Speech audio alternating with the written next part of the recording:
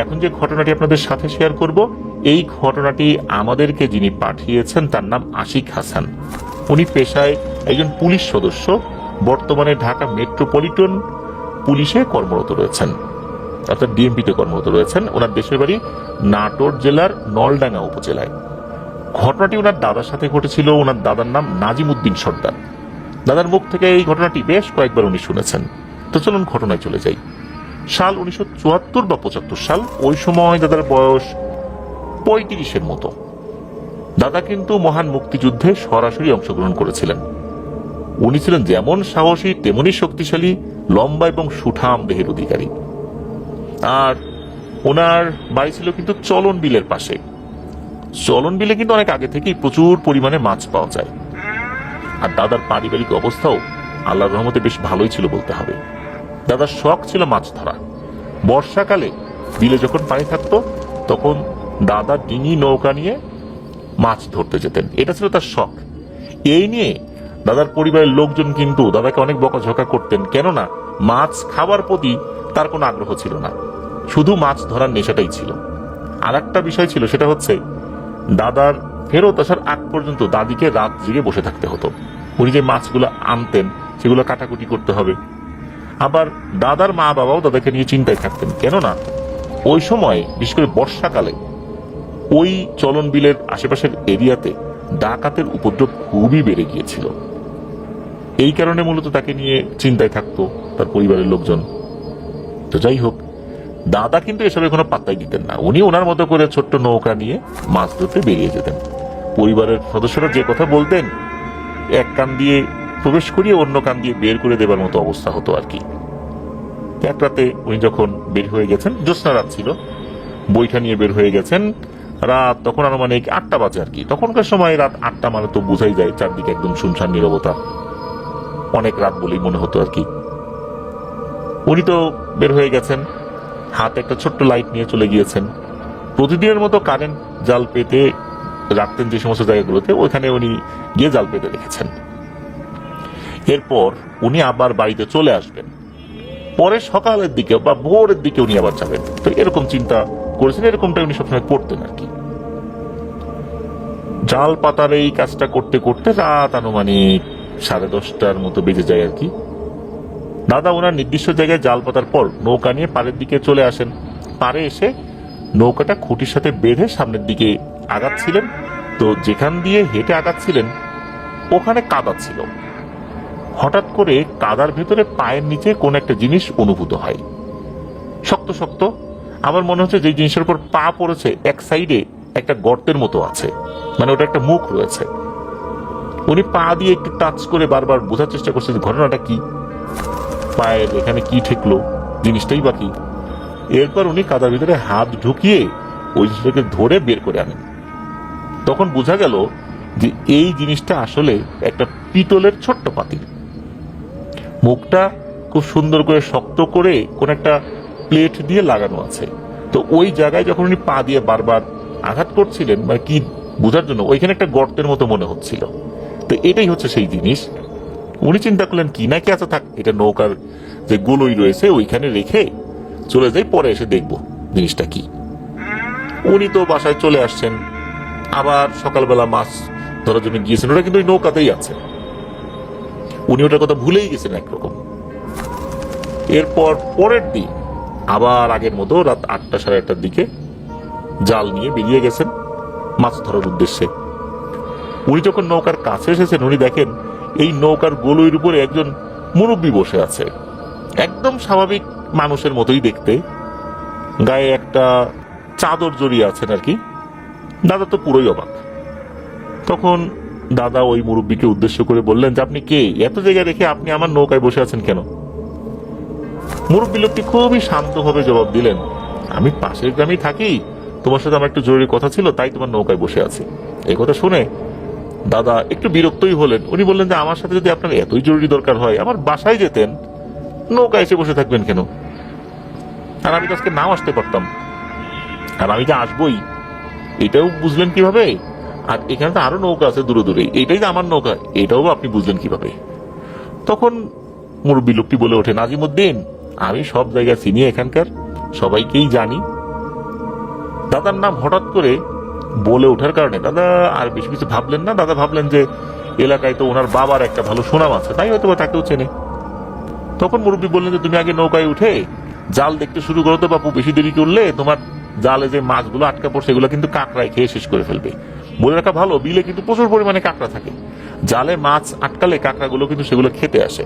দাদার কথা না বাড়িয়ে মুরব্বীকে বলেন ঠিক আছে, আপনি তাহলে একটু বৈঠা বান, আমি জাল চেক করে দেখি, তাহলে তাড়াতাড়ি হবে আর কি। আর আপনি এর মধ্যে কি জরুরি কথা বলতে চান সেটাও বলে ফেলেন।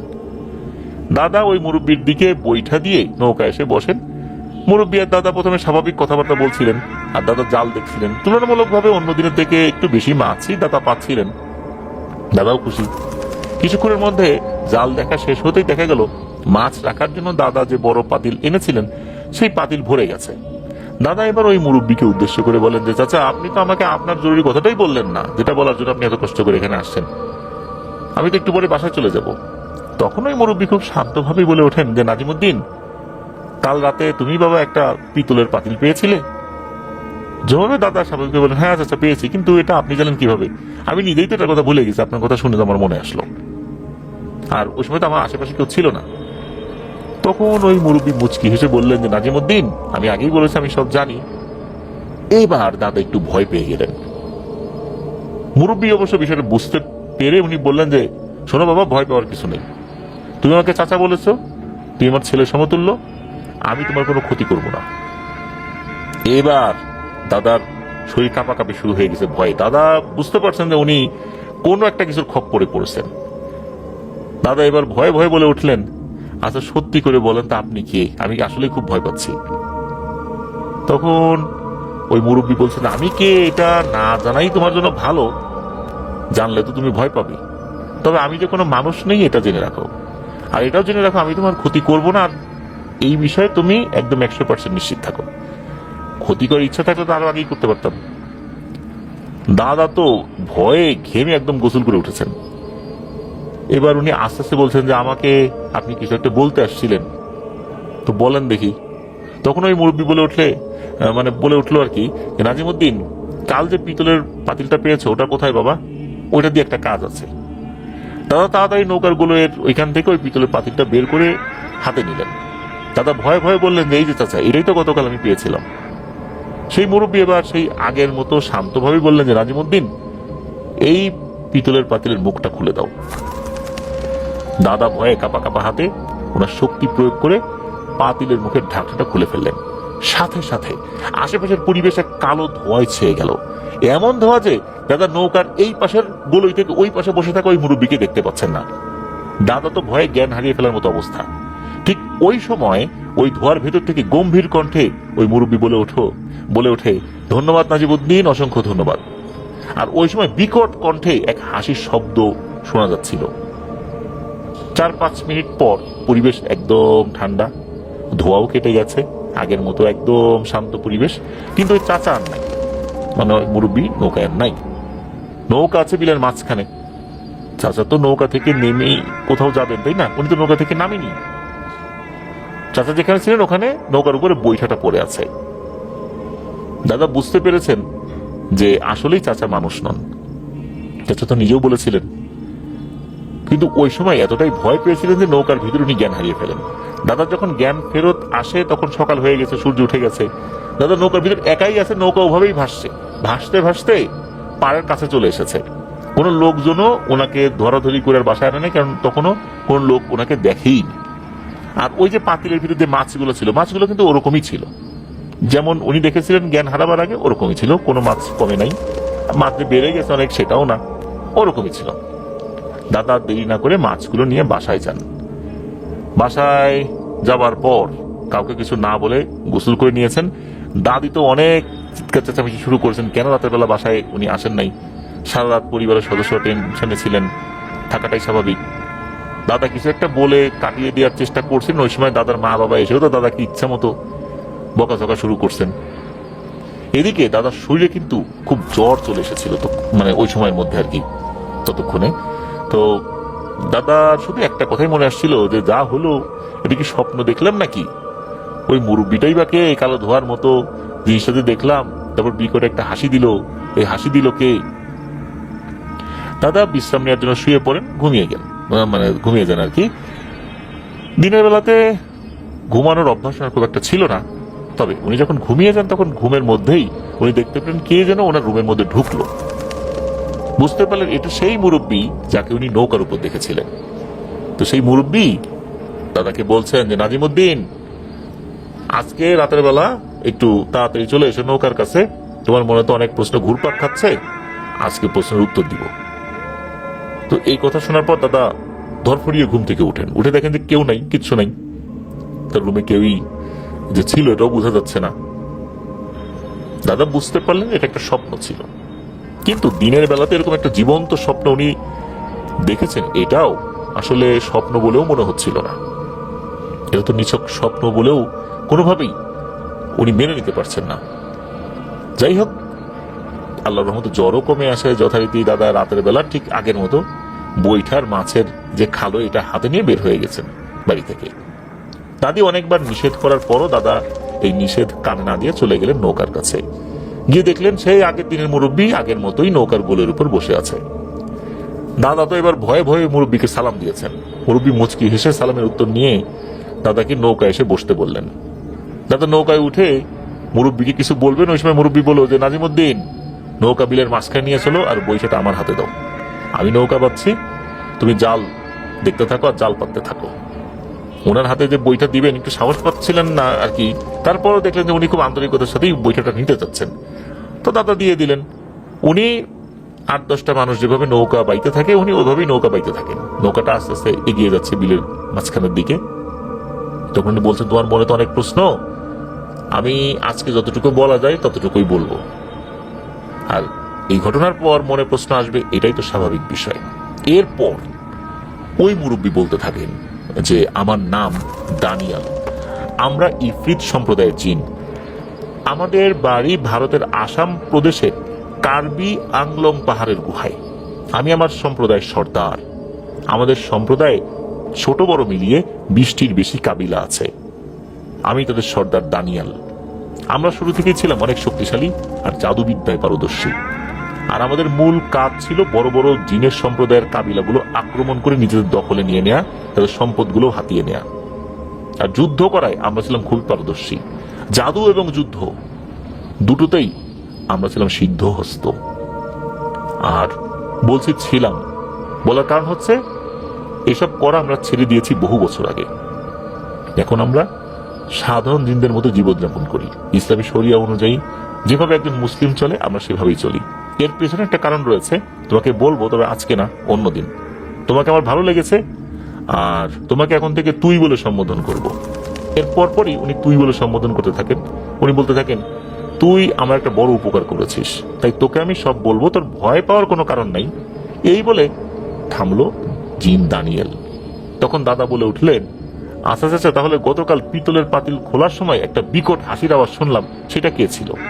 তখন ওই মুরব্বী দানিয়াল জিন বলে উঠলেন যে ওইটা আমার একমাত্র ছেলে দাউস ছিল, আমাদের সম্প্রদায়ের পরবর্তী সর্দার এই দাউস। আর আমার এই একমাত্র ছেলেকে তুই মুক্তি দিয়েছিস, জেনে হোক আর না জেনেই হোক, এজন্য আমি এবং আমার পুরো সম্প্রদায় তোর কাছে কৃতজ্ঞ। দাদা তো অবাক হয়ে গেলেন। দাদা বললেন, আমি মুক্তি দিলাম আপনার ছেলেকে, কিন্তু কিভাবে? আমি তো শুধু ওই পিতলের পাতিলের মুখটাই খুলেছি। তখন মুরব্বী জিন বলে উঠলেন যে এর পেছনে বড় একটা কাহিনী আছে রে নাজিমুদ্দিন, তোকে সব বলবো অন্যদিন। তবে গতকাল রাতে তুই যে পিতলের পাতিলের মুখটা খুলেছিলি, সেখানেই আমার ছেলে দাউস প্রায় 40 বছর যাবৎ বন্দী হয়েছিল। এই বন্দিত্ব দশা তোর মাধ্যমেই আল্লাহ তাআলা কাটিয়ে দিয়েছেন, ও এখন মুক্ত হয়ে গেছে। দাদা এসব শুনে খুব আগ্রহী হয়ে পরে ঘটনা কি হয়েছে এটা জানার জন্য চাচাকে প্রশ্ন করলেন, মানে ওই মুরব্বীকে প্রশ্ন করলেন। তবে একটু ভয়ই পাচ্ছিলেন যে আগ বাড়িয়ে কিছু জিজ্ঞেস করবেন। দাদার মনে আবার অনেক কৌতূহল। তখন ওই মুরব্বী দানিয়েল জিনটা বলল যে শোন, তুই তো জাল দেখতে থাক, আমি নৌকার বৈঠা পাচ্ছি, আপাতত এই কাজটি কর। এরকম বেশ কিছুক্ষণ হলো। জাল দেখা শেষ হলে ওই মুরব্বী বলে উঠলেন, নাজিমুদ্দিন, আজকে তো আল্লাহর রহমতে বেশ ভালোই মাছ জালে আটকে পড়েছে রে। তখন এই দাদা বলছেন, সব আল্লাহ তাআলার ইচ্ছা। তখন ওই মুরব্বী খুশি হয়ে বললেন যে এই আল্লাহর ইচ্ছার কথাটা বললি, এটা শুনে আমার আরো ভালো লাগলো, কারণ আল্লাহর ইচ্ছাই সবকিছু হয়, ভালো হোক খারাপ হোক, তকদিরের ভালো মন্দ সব আল্লাহ তাআলার তরফ থেকেই হয়, এটা বিশ্বাস করতে হবে। তখন ওই যে বয়স্ক জিন উনি বলে উঠছেন যে নাজিমুদ্দিন, রাত তো প্রায় শেষের দিকে রে, আমাকে তো চলে যেতে হবে, আমার অন্য কাজ আছে, তুই যা বাড়িতে যা, বিশ্রাম নে, কিছুক্ষণ পরে এসে আবার জালগুলো দেখাশোনা করিস, যদি দরকার হয়। আজকে আর কোনো কথা বলবো না, চল এখন পাড়ের দিকে চলে যাই। তখন নাকি এই দানিয়াল জিনই বইটা বাইতে বাইতে নৌকাটা পাড়ের দিকে নিয়ে আসে। এরপর দাদার চোখের সামনে একটা ধোয়ার কুণ্ডলি পাকিয়ে আকাশের দিকে উঠেই ওই ধোঁয়াটা বাতাসের মতো মিলিয়ে যায়।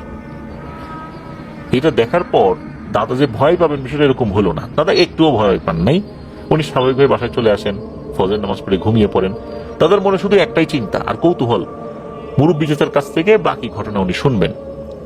তবে এরপরে টানা 5-6 দিন উনি মাছ ধরতে এলেও একটা দিনও ওই দানিয়াল জিনের সাথে ওনার সাক্ষাৎ হয়নি।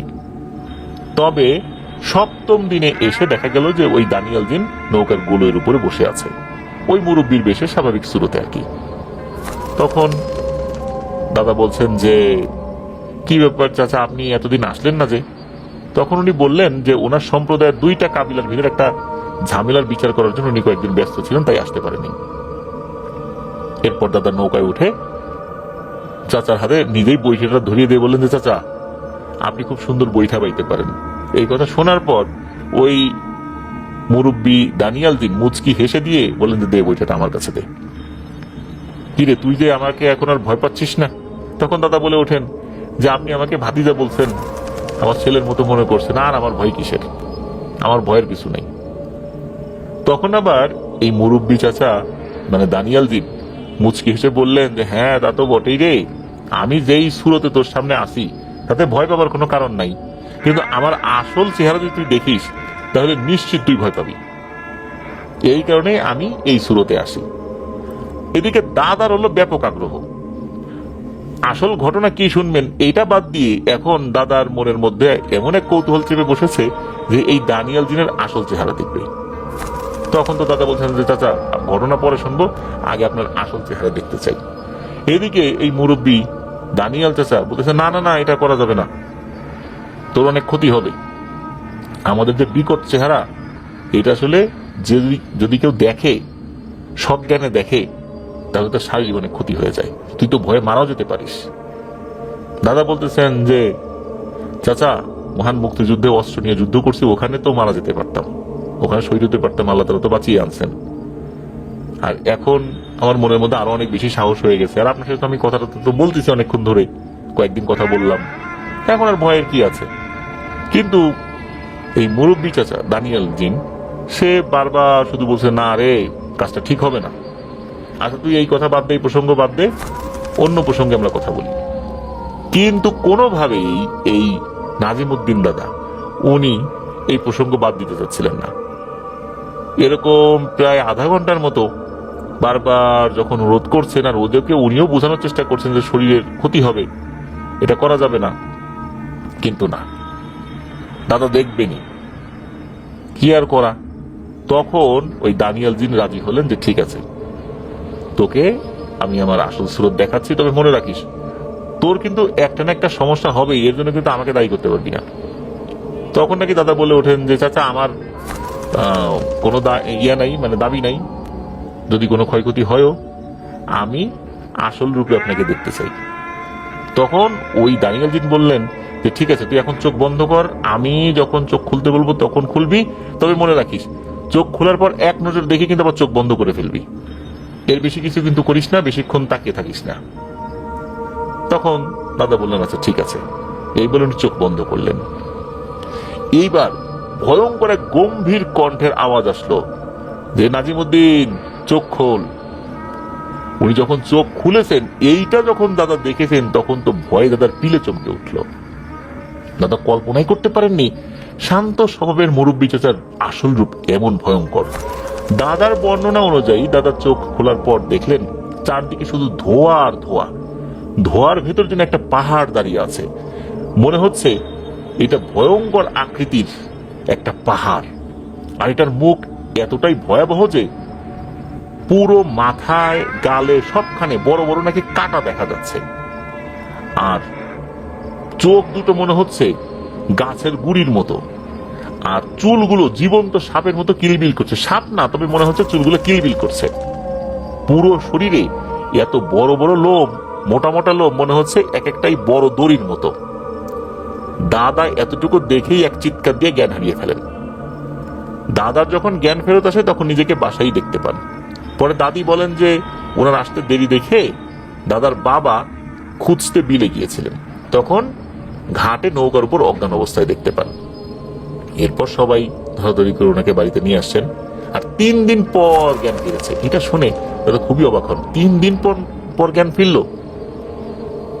এরপর দাদা ফিল করলেন ওনার পুরো শরীর অবশ হয়ে গেছে, একদম প্যারালাইজড রোগীর মতো হয়ে গেছেন উনি। দাদি বলেন যে টানা 3 দিন উনি নাকি এতটুকু নড়াচড়া করেন নাই, একদম মৃতের মতো পড়েছিলেন, শুধু শ্বাস প্রশ্বাস চলেছে। যেভাবে শুয়েছিলেন এখনো ওভাবেই শুয়ে আছেন। দাদা এইসব শুনে চুপ করে আছেন। উনি চেষ্টা করছেন শরীরের সমস্ত শক্তি ফিরিয়ে এনে বডিটাকে একটু নাড়ানোর জন্য, কিন্তু না, উনি পারছিলেন না। উনি ভালো করে কথাই বলতে পারছিলেন না। দাদার আব্বা দাদাকে জিজ্ঞেস করেন যে কি হয়েছে। দাদা কোনো উত্তর দেন নাই। দাদা শুধু বলেন যে আমি নিজেও জানি না কি হয়েছে। এইভাবে প্রায় 13 দিন দাদা বিছানায় শয্যাশায়ী ছিলেন। ওনার জরুরত গুলো বিছানাতেই সারতে হতো, এমন একটা অবস্থা। 13 দিন পর এক রাতে দাদার ঘরে সেই মুরব্বী এসে হাজির হন সশরীরে। দাদি ঘুমাচ্ছিলেন।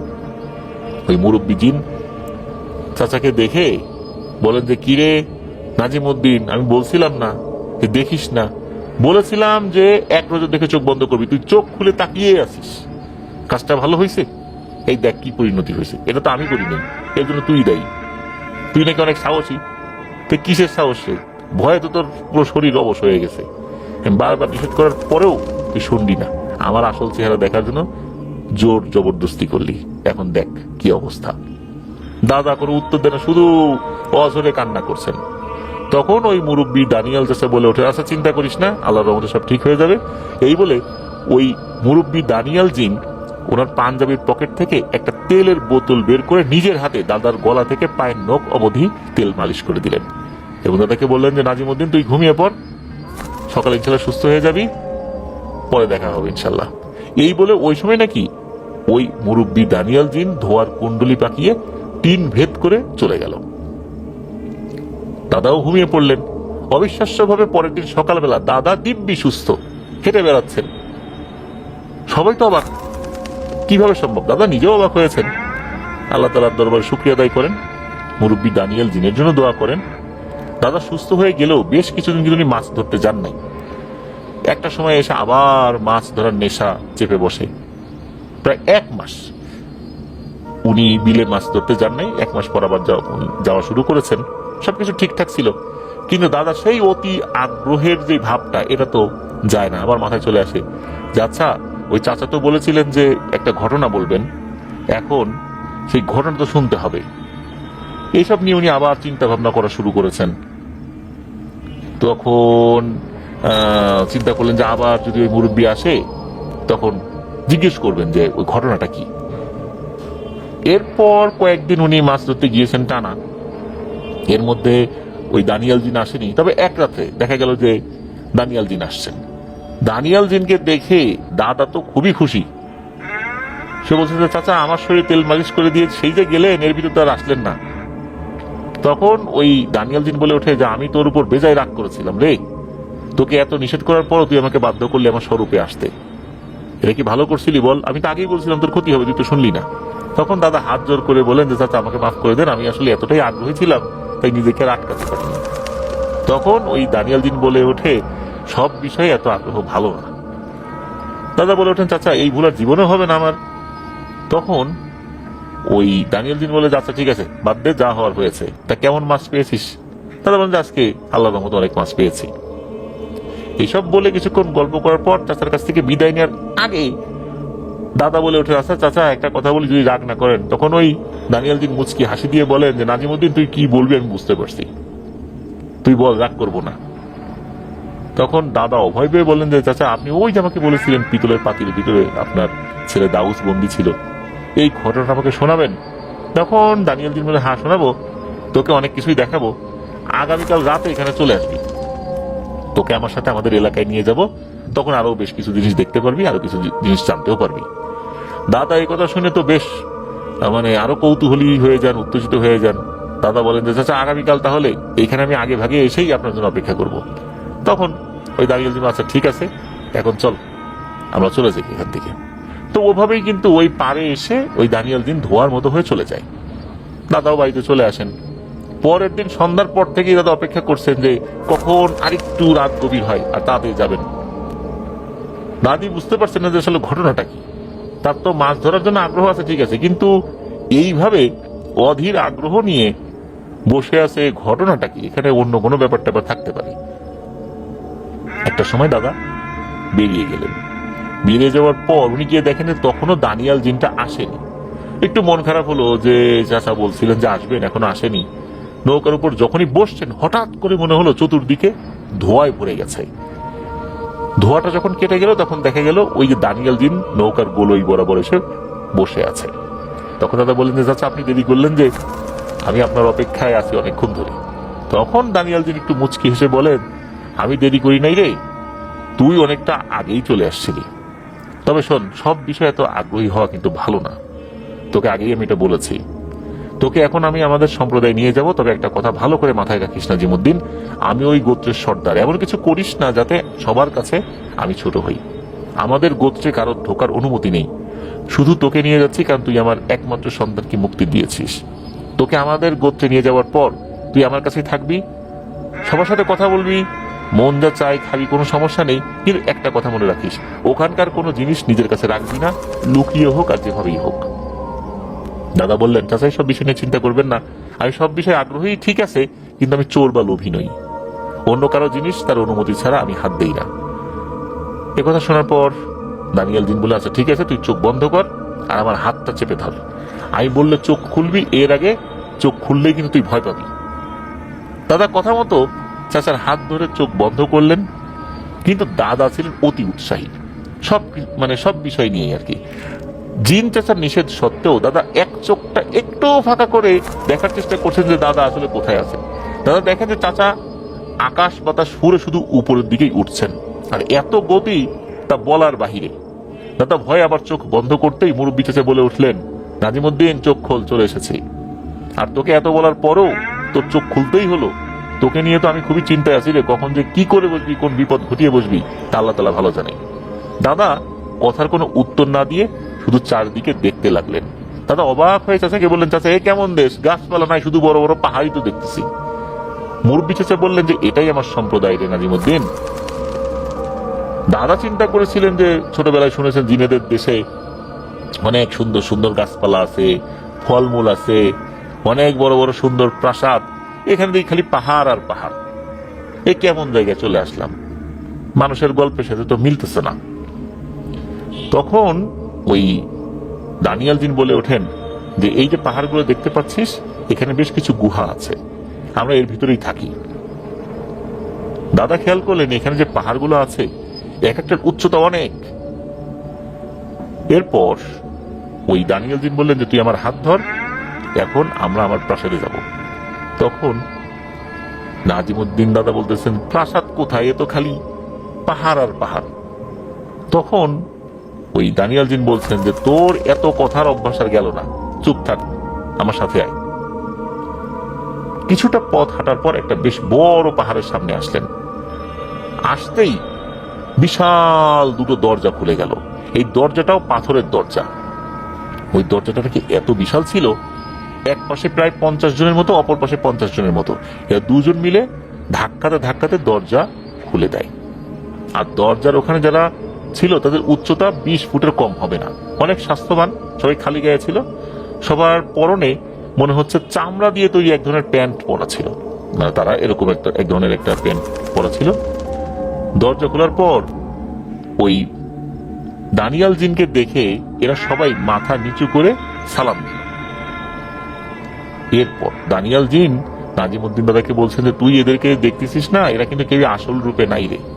আমি সবাইকে বলে দিয়েছি কেউ যেন তার আসল রূপে তোর সামনে না আসে। ভুলে গিয়েছিলি সেই নৌকার কথা, আমার রূপ দেখে কি হয়েছিল? এই জন্য কেউই আসল রূপে এখন তোর সামনে আসবে না। এরা কিন্তু সবাই অনেক বিশাল আকৃতির দানবীয় চেহারা, ঠিক যেমনটা আমাকে দেখেছিলি। দাদার কোনো কথা না বলে জিন চাচার সাথে প্রাসাদের ভিতরে ঢুকলেন। ওখানে ঢোকার পরে দেখা গেল ওই গর্তের মধ্যে একটা প্রাসাদের মতো। প্রাসাদ বলতে গর্তের ভিতরে বিভিন্ন পাহাড় কেটে কেটে সুন্দর করে করা হয়েছে আর কি। বাইরে থেকে বোঝার উপায় নাই যে ভিতরে এতটা সুন্দর। এর ভিতরে একটা বৈঠকখানা রয়েছে, সেখানে দাদাকে নিয়ে যাওয়া হলো। আর ওখানে যারা যারা বসেছিলেন সবাই সাদা জুব্বা টাইপের পরা এবং মাথায় ঘোমটা জাতীয় দেয়া, কারো চেহারা দেখা যাচ্ছে না, কারো চেহারা বোঝাও যাচ্ছে না। আর সবার উচ্চতাই 20 থেকে 25 ফুটের ভিতরে হবে বলে দাদা অনুমান করেন। দাদা এবং জিন দানিয়াল প্রবেশ করতেই সবাই তাদের উদ্দেশ্যে সালাম দিলেন। দাদাও সালামের উত্তর নিলেন। মুরব্বী চাচা দাদাকে নিয়ে তার বিশাল বড় একটা চেয়ারের কাছে গেলেন এবং দাদাকে পাশে একটা ছোট চেয়ারে বসিয়ে এই দানিয়াল চাচা নিজের চেয়ারে বসলেন। সবার উদ্দেশ্যে বললেন, এটাই সেই নাজিমউদ্দিন যে তোমাদের পরবর্তী সর্দার দাউসকে মুক্ত করেছে। ঠিক এই সময় বৈঠকখানায় প্রবেশ করলো বিশাল স্বাস্থ্যের অধিকারী এক যুবক। দেখতে একেবারে কালো কুচকুচেই বলা চলে, তার চুলগুলো বেশ বড় বড় জীবন্ত সাপের মতো নড়াচড়া করছে। সে বৈঠকে উপস্থিত হয়ে সবার উদ্দেশ্যে সালাম বিনিময় করলো এবং নাজিমউদ্দিন দাদাকে উদ্দেশ্য করে এই জিনটা বলে উঠলো, জনাব আপনাকে অত্যন্ত ধন্যবাদ জানাচ্ছি। আল্লাহ পাকের ইচ্ছায় আমি আপনার হাতে এসেছিলাম, আপনি আমাকে মুক্তি দিয়েছেন। আমি হচ্ছি দাউস। এভাবে পরিচিত হয়ে দাউস চলে যায়, যেভাবে এসেছিল ওভাবেই চলে যায়। এরপর এই যে জিন দানিয়াল উনি বলে ওঠেন, আজকে মেহমান আসছে, আজকের বৈঠক এ পর্যন্তই, আগামীকাল আপনাদের সাথে আবার আমি বসবো। এরপর দানিয়াল জিন দাদাকে নিয়ে তার এলাকা ঘুরেও দেখিয়েছেন বেশ অনেকক্ষণ ধরেই, বিভিন্ন ধরনের খাবার খাইয়েছেন। দাদার ভাষ্য মতে তাদের খাবার ছিল বিশাল বড় বড় আস্ত মুরগি, গরু, খাসির বারবিকিউ, এগুলো খুবই সুস্বাদু ছিল। তবে দাদা বলেছেন ওইখানে নাকি কোনো মহিলা জিনকে উনি দেখেননি, সবাই ছিল পুরুষ। খাবার যারা পরিবেশন করেছিল তারাও নাকি পুরুষই ছিল। ওইখানে নাকি একটা নিয়ম ছিল যে মহিলা জিনেরা নাকি ছেলেদের সামনে আসতো না। আর চাচার সাথে অর্থাৎ দানিয়াল জিনের সাথে তাদের বাগানে যখন হাঁটতে বের হন দাদা, তখন অদ্ভুত একটা বিষয় লক্ষ্য করলেন যে এখানে কোনো গাছপালা নাই। আর কিছু কিছু গাছপালা উনি দেখেছিলেন, তবে এইগুলো পৃথিবীর কোনো গাছের সাথে নাকি মিল নাই। এত বড় আর মোটা সেই গাছগুলো, আর এই গাছের যে পাতা, এই পাতাগুলো নাকি এত বড় ছিল যে এক একটা পাতার উপর 10 জন মানুষ নাকি বসে থাকতে পারবে। মানে বড় একটা মাদুরের মতো বা পাটির মতো এমন একটা অবস্থা। এরপর এই যে দানিয়াল জিন উনি একটা ঘটনা বলতে শুরু করলেন, মূলত যেই ঘটনাটা শোনার জন্য দাদা অপেক্ষা করেছিলেন। জিন সর্দার দানিয়াল বলতে শুরু করলেন যে আমাদের এই গোত্রের সবাই ইফরিত, আর সবাই ছিল ভয়ঙ্কর কালো জাদুবিদ্যায় পারদর্শী। আজ থেকে প্রায় 100 বছর আগে আমাদের নির্দিষ্ট কোনো ধর্ম ছিল না, আমরা সরাসরি ইবলিশের পূজা করতাম। মানুষ বলি দিয়ে শয়তানের কাছ থেকে বিভিন্ন তন্ত্র মন্ত্র, কালো জাদু এসব শিখতাম। নিজেদের শক্তি বৃদ্ধির জন্য নিজের সম্প্রদায়ের মধ্যে খুনাখুনি, জিনদেরকেও বলি দেয়া এসব করতাম। নিজেদের শক্তি বৃদ্ধি করে এক কাবিলার সর্দার অন্য কাবিলার জিনদেরকে ধরে এনে বলি দিয়ে শয়তানকে খুশি করতাম। তখন আমাদের সম্প্রদায়ের মধ্যে কারোর সাথে কোনো মিল ছিল না। যে যে কাবিলায় থাকে সে তাদের শক্তি বৃদ্ধির জন্য যা খুশি তাই করে বেড়াতো। আমাদের প্রধান কাজ ছিল ইবলিশ শয়তানকে খুশি করে নিজেদের শক্তি বৃদ্ধি করা। অন্যান্য জিন গোষ্ঠীর সর্দার, এমনকি বড় বড় বুজুর্গ জিনেরাও আমাদের দেখলে ভয় পালাতো। ঠিক তখন আমি একটা তথ্য পাই। আমাদের একটা শক্তিশালী জিন এসে আমাকে খবর দিল, আসামের এক বিশাল বড় পীর সে আমাদের কাবিলার 15 জন ইফরিতকে বন্দী করে তাদের সবাইকে নির্মমভাবে হত্যা করেছে। এ কথা শুনে আমার এত রাগ হয়, আমি কোনো কিছু না ভেবেই সেই পীরকে হত্যা করার উদ্দেশ্যে আমার শক্তিশালী ইফরিত বাহিনী নিয়ে হাজির হই সেই পীর সাহেবের কাছে। কিন্তু গিয়ে দেখি সেই পীর সাহেব অত্যন্ত বৃদ্ধ বয়স্ক একজন মানুষ, তার কোনো সহযোগীও নেই। উনি একাই চোখ বন্ধ করে জিকির করছে। এত গভীর রাতে একা একা একটা গাছের নিচে বসে বসে সে জিকির করছে। এই দৃশ্য দেখে আমার বাহিনী সবার উপর রাগারাগি করলাম। এই তুচ্ছ পীরকে মারতে আমার এত বড় বাহিনী আমি আনলাম। আমি ওদের বললাম, এই পীরের মাথা শরীর থেকে এক টানে ছিঁড়ে ফেলে দিতে বলেই আমি কয়েকজনকে নিয়ে প্রাসাদে ফেরত আসলাম। কিন্তু কিছুক্ষণ পর আমার কিছু দাস এসে আমাকে বলল, জনাব, আপনি চলে আসার পর আমরা যেই পীরের কাছে গেছি ওনাকে হত্যা করতে, অদৃশ্যভাবে একটা বাতাস এসে হাওয়ার গতিতে আমাদের ওখানকার সবাইকেই প্রায় মেরে ফেলেছে। হাতে গোনা কয়েকজন বেঁচেছে, তাদের মধ্যে আমরা। সবার মাথা ধর থেকে আলাদা হয়ে যায় শুধু এই বাতাসেই, আর কিচ্ছু না। ওই পীরের হাতে কোনো অস্ত্রও ছিল না। আমাদেরকে সেই পীর সাহেব বলেছে, আপনি যেন নর বলি দেয়া বন্ধ করেন, মানুষ এবং জিনেদের উপর জুলুম করা ছেড়ে দেন, তা না হলে আপনাকে এবং আমাদের পুরো সম্প্রদায়কে নাকি ধ্বংস করে দেবে। এই কথা শুনে আমি এতটাই রেগে যাই, আমার কাছে এরা যে খবর নিয়ে আসছিল এক কোপেই এদেরকে মেরে ফেলি এবং আমি একাই সেই পীরকে শায়েস্তা করতে তার কাছে চলে যাই।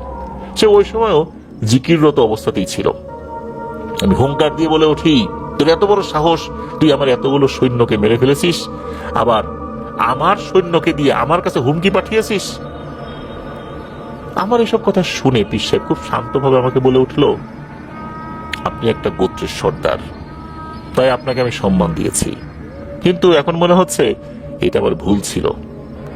আপনি এবং আপনার গোত্র জিনেরা মিলে নিরীহ মানুষ এবং জিনেদের উপর যে অত্যাচার শুরু করেছেন ওটার হিসাব আপনাকে দিতে হবে। জিন সর্দারের কানে এই কথা আসলে কেমন লাগতে পারে, আমারও তাই লাগলো। পীরের কথা শুনে আমি অট্ট হাসিতে ফেটে পড়লাম আর বললাম, কি করতে পারিস আমার সাথে কর দেখি, কত শক্তি তোর, কত ক্ষমতা দেখা আমাকে। পীর সাহেব মৃদু হেসে আমাকে বললেন, আমার তো কোনো শক্তি বা ক্ষমতা নেই, সব ক্ষমতার মালিক আল্লাহ সুবহানাহু ওয়া তাআলা, আমি তো উসিলা মাত্র।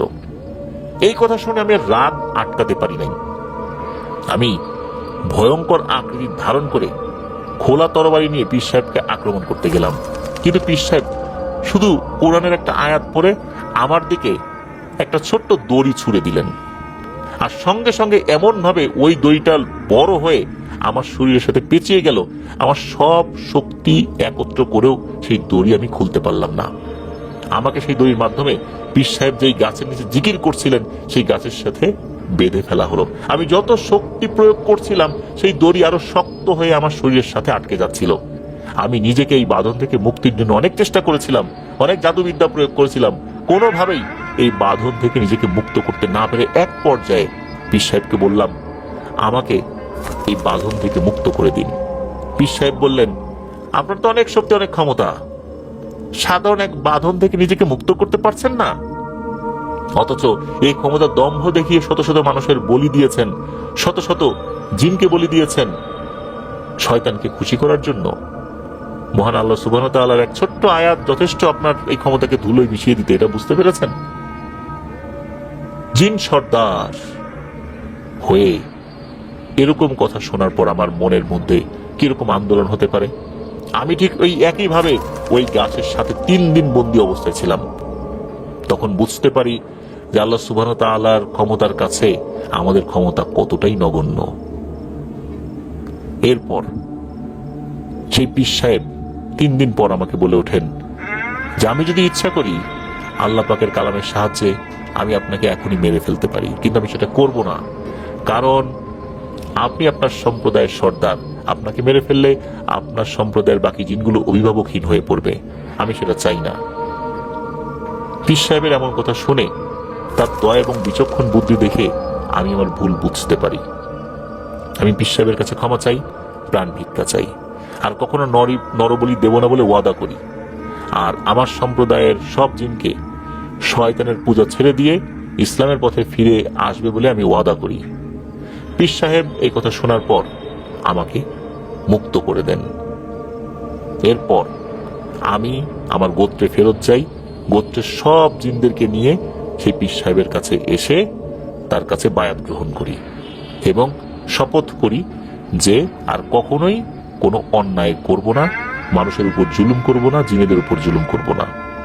এরপর থেকে আমি সেই পীর সাহেবের কাছ থেকে বিভিন্ন ওজিফা, আমল এগুলো শিখতে থাকি। শয়তানি জাদুবিদ্যার পরিবর্তে আমি আল্লাহ সুবহানাহু ওয়া তাআলার এই আধ্যাত্মিক জগতের শক্তিগুলো অর্জন করতে থাকি। আমাকে আমার সম্প্রদায়ের দেখভাল করার জন্য পীর সাহেব ওসিয়ত করেন এবং বলেন যে আমার সম্প্রদায়ের সবার ভালো মন্দ যেন আমি সবসময় দেখতে থাকি এবং সৎ এবং নিষ্ঠাবান হয়ে আমি যেন আমার রাজ্য পরিচালনা করি, আর সবাইকে যেন একই রকম ভাবে দেখি, বিচারের ক্ষেত্রে যেন কোনো পক্ষপাতিত্ব অবলম্বন না করি। আমার সবাই চলে যায়, সবকিছু ঠিকঠাকই ছিল, কোনো সমস্যা হচ্ছিল না। কিন্তু সমস্যা বেঁধে যায় আমার ছেলে দাউসকে নিয়ে। সে ইসলাম গ্রহণ করেছে ঠিকই, কিন্তু তার মনের মধ্যে ভয়ঙ্কর অহংকার কাজ করেছে। একটা মানুষের কথায় তার বাবা এত শক্তিশালী হবার পরও, ইফরিত শ্রেণীর জিনেদের গোত্রের সর্দার হবার পরেও সে কিনা এরকম হয়ে গেছে, এত নরম স্বভাবের হয়ে গেছে। এটা কিভাবে সম্ভব হলো? কারণ আমার ছেলে তো বুঝতে পারেনি সেই পীর সাহেবের আধ্যাত্মিক ক্ষমতা। সে লুকিয়ে লুকিয়ে আগের মতোই শয়তানের পূজা করত, তন্ত্র মন্ত্র কালো জাদু সাধনা করত, কিন্তু সামনে থেকে দেখাতো যে সে ইসলাম গ্রহণ করেছে, সে নামাজ কালাম পড়তো, কিন্তু ভিতরে ভিতরে এই কাজ করতো যেটা আমি জানতাম না। যদি জানতাম তাহলে ভয়ঙ্কর শাস্তি দিতাম। কারণ হচ্ছে পীর সাহেবের কাছে বায়াত গ্রহণ করার পর আমাদের গোত্রে কাবিলাতে এই নিয়ম প্রতিষ্ঠা করি, যদি কেউ পরবর্তীতে আমাদের গোত্রের ভিতরে এই ধরনের কাজে লিপ্ত হয় তাহলে তার একটাই শাস্তি, মৃত্যুদণ্ড। একদিন আমার ছেলে দাউস গোপনে তার বন্ধুকে সাথে নিয়ে কালো জাদু চর্চা করছিল, কিন্তু কোন একটা ভুল হওয়ার কারণে তার বন্ধু সেখানে মৃত্যুবরণ করে। এই ঘটনা জানাজানি হয়ে গেলে পুরো রাজ্যের ভিতর বিশাল এক ঝামেলা শুরু হয়ে যায়। সর্দারের ছেলে এই নিষিদ্ধ কাজের সাথে জড়িত, তার জন্য নিজেদের সম্প্রদায়ের একজন মারাও গেছে। এখন সবার কথা ছিল একটাই, সর্দার কি বিচার করে তার ছেলের। এখানে সর্দার হিসাবে আমি একটা বড় ভুল করে ফেলি, নিজের একমাত্র ছেলে ভবিষ্যৎ সর্দার হবে, এই কারণে ছেলের বিচার করার সময় পক্ষপাতিত্ব করে ফেলি। যেখানে ছেলের বিচার ছিল মৃত্যুদণ্ড, সেখানে খুব সাধারণ একটা শাস্তি দিয়ে দেই। এইটা কিন্তু কেউ মানতে পারেনি। মুখের উপর কেউ বলার সাহস না পেলে এই বিচারে দাউসের যে বন্ধু মারা গেছে তার পরিবারের সদস্যরা উপস্থিত ছিল। এই বিচার দেখে তার পরিবার খুবই ক্ষেপে যায়। নিজের ছেলের প্রতি এমন পক্ষপাতিত্ব বিচার করার কারণে তারা কি করেছে, তারা সেই পীর সাহেবের কাছে গিয়ে আমার নামে নালিশ করেছে।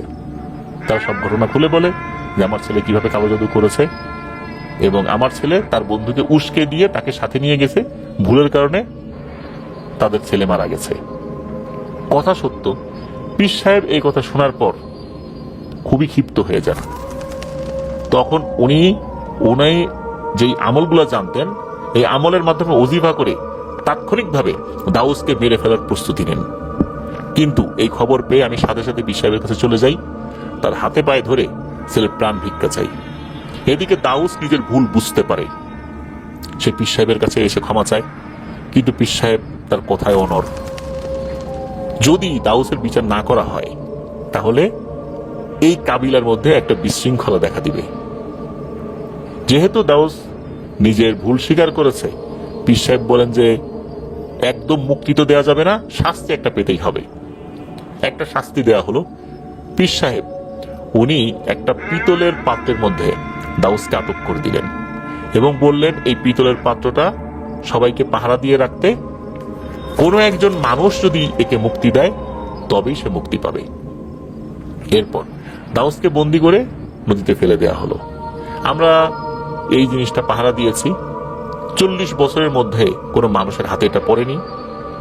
এই জিনিসটা নাজিমুদ্দিন তোর হাতে পড়ে, আর তোর মাধ্যমে আল্লাহর রহমতে আমার ছেলে দাউস মুক্তি পেয়েছে।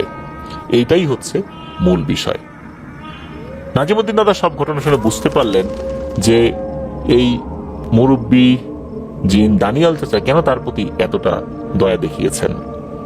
জিন সর্দার বলেছেন যে তার ছেলে দাউস নাকি আর আগের মতো নেই, সে তার ভুল শুদ্ধ নিয়ে সম্পূর্ণ ইসলামের পথে ফেরত এসেছে, আর সে এখন তাদের সম্প্রদায়ের গুরুত্বপূর্ণ কাজে নিয়োজিত আছে এবং খুব দায়িত্বের সাথে সেটা সে পালন করছে। সেই পীর সাহেব অনেক আগেই মারা গেছেন, তবুও তার শেখানো ওজিফা, তার শেখানো আমলগুলো তার গোত্রের সবাই চর্চা করে যাচ্ছে, আর এভাবেই তারা বাকি জীবন পার করবে, এমনটাই বলে দিলেন জিন দানিয়াল। আরো বেশ কিছুক্ষণ ওই এলাকা ঘোরাঘুরি করে এরপর ঠিক যেভাবে নিয়ে এসেছিলেন ওভাবেই নাজিমুদ্দিন দাদাকে ওই নৌকার ওখানে দিয়ে যান। এরপর বিভিন্ন সময় বিভিন্নভাবে জিন দানিয়েলের সাথে দেখা হয়েছে নাজিমউদ্দিন দাদার, এমনকি দাদিও নাকি 2বার জিন দানিয়েলকে দেখেছে, তবে তার ওই ভয়ঙ্কর স্রোতে না, স্বাভাবিক স্রোতে। 2019 সালে বার্ধক্যজনিত কারণে স্বাভাবিকভাবেই নাজিমউদ্দিন দাদা ইন্তেকাল করেন, আর দাদি 2024 সালে ইন্তেকাল করেন সম্পূর্ণ স্বাভাবিকভাবেই। ইন্না লিল্লাহি ওয়া ইন্না ইলাইহি রাজিউন।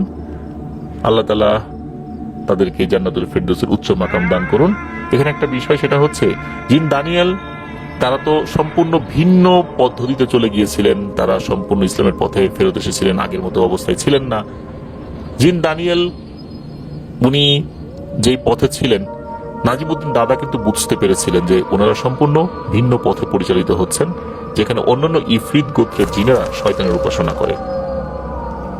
কখনোই কিন্তু জিন দানিয়েলের কাছে অর্থ সম্পদ এই জিনিসগুলো চাননি, আর জিন দানিয়েল কখনোই কিন্তু এগুলো দিয়ে তাদেরকে ধনী বানিয়ে দেবেন এরকমটা না, কারণ দাদাদের পারিবারিক অবস্থা যথেষ্ট ভালো ছিল এবং উত্তরোত্তর সেগুলো বৃদ্ধি পেয়েছে। জিনেদের সাহায্য সহযোগিতা নিয়ে ওনারা ধনী হবেন এমনটা আসলে তাদের দরকারও ছিল না। তবে খুব রেগুলার যে দেখা করতেন এই ঘটনার পর থেকে, বিষয় এরকম না, হঠাৎ কালে ভদ্রে আসতেন, কথা বলতেন, এই হচ্ছে বিষয়। এটাই ছিল ঘটনাটি অনেক ভয়ঙ্কর, আর ঘটনাটি ওই এলাকার আশেপাশের কোন একটা জায়গায় ঘটেছিল, আর ঘটনাটি তানভীর ভাইয়ের হৃদয়ে স্মরণীয় হয়ে আছে। এটা শোনার পর তানভীর ভাই কিন্তু অনেকদিন ভয়ে এবং আতঙ্কে ছিলেন। ঘটনাটি উনি একবার শুনেছেন তা না, বেশ কয়েকবার শুনেছেন। ওনার বয়স যখন 10-11 বছর তখন শুনেছেন, এরপরেও শুনেছেন। মূলত গ্রামের একজন মুরব্বীর কাছ থেকে উনি শুনেছিলেন, ওনার সাথে আরো কয়েকজন বন্ধু বান্ধব ছিল, তারাও শুনেছিল। উনি যতটুকু বলেছেন সেটাকে গুছিয়ে সুজন ভাই আমাদেরকে লিখে পাঠিয়েছেন। ঘটনাটি অনেক আগের, এক্সাক্ট সময়টাও আসলে বলতে পারেননি, তবে সেটা কমপক্ষে 50 বছরের বেশি সময় আগে বলে ওনারা বলেন। তো ওই দিকে একজন ব্যক্তি ছিলেন, তার নাম হচ্ছে আয়নাল। এই আয়নাল বিভিন্ন ধরনের কাজ করতেন, ক্ষেত খামারে কাজ করতেন, দিনমজুরে কাজ করতেন। আয়নাল কিন্তু অত্যন্ত সাহসী এবং শক্তিশালী ছিল। শোনা যায় এই আয়নাল কাকাকে যদি বিষধর সাপও কামড় দিত তাহলে নাকি তার কিছু হতো না সহজে। আয়নাল কাকার ভাই বোন ছিল 8 থেকে 9 জন। আয়নাল কাকা তখন সবে বিয়ে করেছেন। এই আয়নাল কাকার বড় 2 ভাই যারা ছিলেন, এনারা বিয়ে করেও তাদের মতো আলাদা করে তাদের মতো করে থাকতেন আর কি। আয়নাল কাকা মা বাবাকে নিয়ে একসাথে থাকেন। জানা যায় আয়নাল কাকার বড় 2 ভাই ছিল খুবই লোভী এবং স্বার্থপর। এদিকে আয়নাল কাকা দিন মজুরে কাজ করেন এবং তাদের নিজস্ব ফসলের জমিতে ফসল তো ফলানি, নিজের ইনকাম সব মিলিয়ে যাচ্ছিল মোটামুটি ভালোই। আয়নাল কাকার সংসারে তেমন কোনো অভাব ছিল না সেই সময় প্রেক্ষাপটে। এদিকে আয়নাল কাকার বড় 2 ভাই আয়নাল কাকাকে দেখে হিংসায় জ্বলে পুড়ে মরে। আয়নাল কাকার বড় 2 ভাই এক সময় এই 2 জন মিলেই ফন্দি করতে থাকে যে কিভাবে সম্পত্তিগুলো ভাগ বাটোয়ারা করে নেওয়া যায়। তারা বলে, কিরে আয়নাল তো ভালোই উপার্জন করতেছে, আমাদের বাবা আমাদেরকে সম্পত্তি বুঝাই দেয় না কেন? আমরা সংসার চালাতে হিমশিম খাই, আর সে নিজের ভাগেরটাও খাচ্ছে, আমাদের ভাগেরটাও খাচ্ছে, এইভাবে তো চলতে পারে না। এইরকম ফন্দি ফিকির করে 2 জন মিলে তাদের বাবার কাছে এসে বলে সম্পত্তি ভাগাভাগি করে দিতে। তার বাবা একথা শুনে বলে যে আমার মৃত্যুর পর সম্পত্তি ভাগাভাগি হবে, তার আগে হবে না। কিন্তু ছেলেরা তো এটা মানে না। তারা এলাকার বিভিন্ন মুরব্বীদের কাছে গিয়ে নালিশ করে। সেই মুরব্বীরাও যখন আয়নাল কাকার বাবার কাছে বিষয়টা বলেন যে তোমার ছেলেবেলে বড় হয়ে গেছে, তারা উপার্জন করতেছে, তুমি তাদের জমি তাদেরকে বুঝিয়ে দাও, তাহলে তো ঝামেলা শেষ। কি আর করা, একটা সময় রাজি হয়ে যান আয়নাল কাকার বাবা। কিন্তু ভাগ বাটোয়ারার সময় ঘটে গেল ঝামেলা। তা হচ্ছে আয়নাল কাকা যেহেতু দীর্ঘদিন ওই জমিগুলো চাষবাস করছিলেন, বিভিন্ন জিনিস দেখাশোনা করছিলেন, ভাইয়েরা অন্যান্য ভাইদেরকেও, বিশেষ করে এই 2 ভাই অন্যান্য ভাইদেরকেও বিভিন্নভাবে ফুসলিয়ে একটা বিষয় সবাইকে বোঝাতে সক্ষম করার চেষ্টা করছিলেন। সবাই বোঝেনি, কেউ কেউ বুঝেছে। যারা বুঝেছে তারাও তাদের পক্ষে কথা বলেছে। তা হচ্ছে যে আয়নাল কাকা তো দীর্ঘদিন এই জমিগুলো ভোগ দখল করেছে, এখন এই জমিগুলো তারা, বিশেষ করে আয়নাল কাকার অন্যান্য যে ভাই বোন, তারা হচ্ছে ন্যায্য প্রাপ্য। সুতরাং এই জমিগুলো ভাগে তাদেরকে আগে দিতে হবে। শেষ পর্যন্ত এমন একটা অবস্থা হলো, এমন একটা সিচুয়েশন তৈরি হলো, আইনাল কাকা ভাগে এমন কিছু জায়গা পেয়ে গেলেন, বিশেষ করে নিজের বাড়ি তৈরি করার জন্য যে জায়গাটা, মানে ভিটা তৈরি করার জন্য যে জায়গাটা দেওয়া হলো তাকে, যদিও বা তার বাবা এটা দিতে চান নাই, কিন্তু অন্যান্য ছেলে মেয়েদের চাপে পড়েই উনি বাধ্য হয়েছিলেন। তখনকার সময় নাকি জমি বিক্রি হলে দলিল করা হতো, কিন্তু এমনি নিজেদের মধ্যে ভাগাভাগির যে বিষয়গুলো এগুলো মুখে মুখে হতো। এখনো কিন্তু এরকম হয় বিভিন্ন জায়গায়। এমন একটা জায়গায় দিয়ে দেওয়া হলো তার জমি। জমিটা প্রথমত খুব নিচু, ওখানে ঝোপ জঙ্গল, বড় বড় দুটো কুড়ই গাছও আছে। তারপরে দেখা যাচ্ছে যে জায়গাটা সবচেয়ে বড় সমস্যা, নিচু, ঝোপ জঙ্গল, ওদিকে আশেপাশে কোনো ঘর বাড়ি নাই। আশেপাশে মোটামুটি বলা চলে যে প্রায় 300 মিটারের মধ্যে কোনো ঘর বাড়ি নাই। হ্যাঁ, চিৎকার দিলে দূর থেকে শোনা যায়। সেই ঘর বাড়িগুলোর যে জমিগুলো সেগুলো কিন্তু উঁচু। ওখানে এমন একটা অবস্থা যে কেউ যে প্রাকৃতিক কর্ম সারার জন্য যাবে তাও সেখানে যায় না, মানে ওখানে যাবার কোনো প্রয়োজনই হয় না। এমন একটা জায়গায় আইনাল কাকাকে জায়গা দিয়ে দেওয়া হলো। আইনাল কাকা তো মন খুব খারাপ করলেন, কিন্তু কি আর করা, যেহেতু ভাই বোনেরা এভাবেই তাকে তাদের ভাগটা বুঝিয়ে দিয়েছে, বাবারও তেমন কিছু করার ছিল না। এলাকাবাসীদের মধ্যে কিছু কিছু লোকদেরকে তার ভাই বোনেরাও তাদের পক্ষে কথা বলার জন্য রেডি করে ফেলেছিল। এগুলো উনি ভাগ্য মনে করেই মেনে নিলেন। এখন এই জায়গাটা তো নিচু ছিল, পাশে বড় একটা পুকুর কেটে সেই মাটি দিয়ে প্রথমে জায়গাটা উঁচু করতে হবে, ঝোপ জঙ্গল পরিষ্কার করতে হবে। ওখানে যে বড় বড় দুটো গাছ ছিল, প্রথমে ওনার বাবা এই গাছ দুটো কাটতে নিষেধ করে দেন, যে না, ওই গাছ কাটা যাবে না। এখন দেখা গেল যে আইনাল কাকা এবার বেশ চটে গেছেন, যে গাছ কাটা যাবে না মানে ভাইরা কি এই গাছের ভাগও নিতে চায় নাকি? আমাকে এমন একটা জায়গায় ফেলে দিয়ে গাছ কাটতে নিষেধ করে, নিশ্চয়ই আমার বাবা ভাইদের কথায় এই কথা বলতেছেন। উনি রেগে গিয়ে এই গাছ কাটার জন্য লোক নিয়ে আসেন। আইনাল কাকার লোকজন গাছ দুটো কেটেও ফেলে। ওই সময় আবার আইনাল কাকার বাবা ওদিক দিয়ে যাচ্ছিলেন, দূর থেকে দেখছেন গাছ দুটি কাটা হয়ে গেছে। ওখানে আসার পর উনি আইনাল কাকাকে বললেন যে, বাপরে কি করলি? এই গাছে কিন্তু বেশ কিছু জিনেদের আখড়া ছিল, আস্তানা ছিল, গাছটা কেটে তো ভালো করলি না, আমি তো এই জন্য নিষেধ করেছিলাম। ওই সময় আইনাল কাকা চিন্তা করেন যে আসলে বাবা তো নিষেধ করেছিল, আমি তো উল্টা বুঝেছিলাম, কাজটা মনে হয় ভালো হলো না। এই লোকজন যখন চলে যায় ওই দিন গাছ কেটে, পরদিন একজনও আসেনি। খোঁজ খবর নিলে জানা গেল যে এদের খুব জ্বর এসেছে। পরবর্তীতে নাকি এদের প্রত্যেকেরই শরীরের বিভিন্ন অংশ, বিশেষ করে কারো হাত কারো পা নাকি বিকলাঙ্গ হয়ে গিয়েছিল। এগুলা কিন্তু আর কখনোই ঠিক হয়নি। তো তারা তো আসেনি। পরবর্তীতে আইনাল কাকা নিজের মতো করে বিভিন্ন ভাবে ওই কাটা গাছগুলো অন্য মানুষদেরকে দিয়ে সরিয়েছিলেন। তারা তো আর গাছ কাটেনি, জাস্ট গাছগুলো সরিয়ে ফেলে আর কি।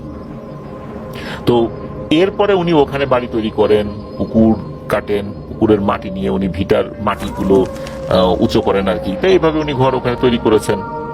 1-2 বছর কিন্তু তেমন কোনো সমস্যা হয়নি। মানুষজন দেখেছে ওই মাঠের ভিতরে নিচু জায়গায় আইনাল কাকা বাড়ি করেছে।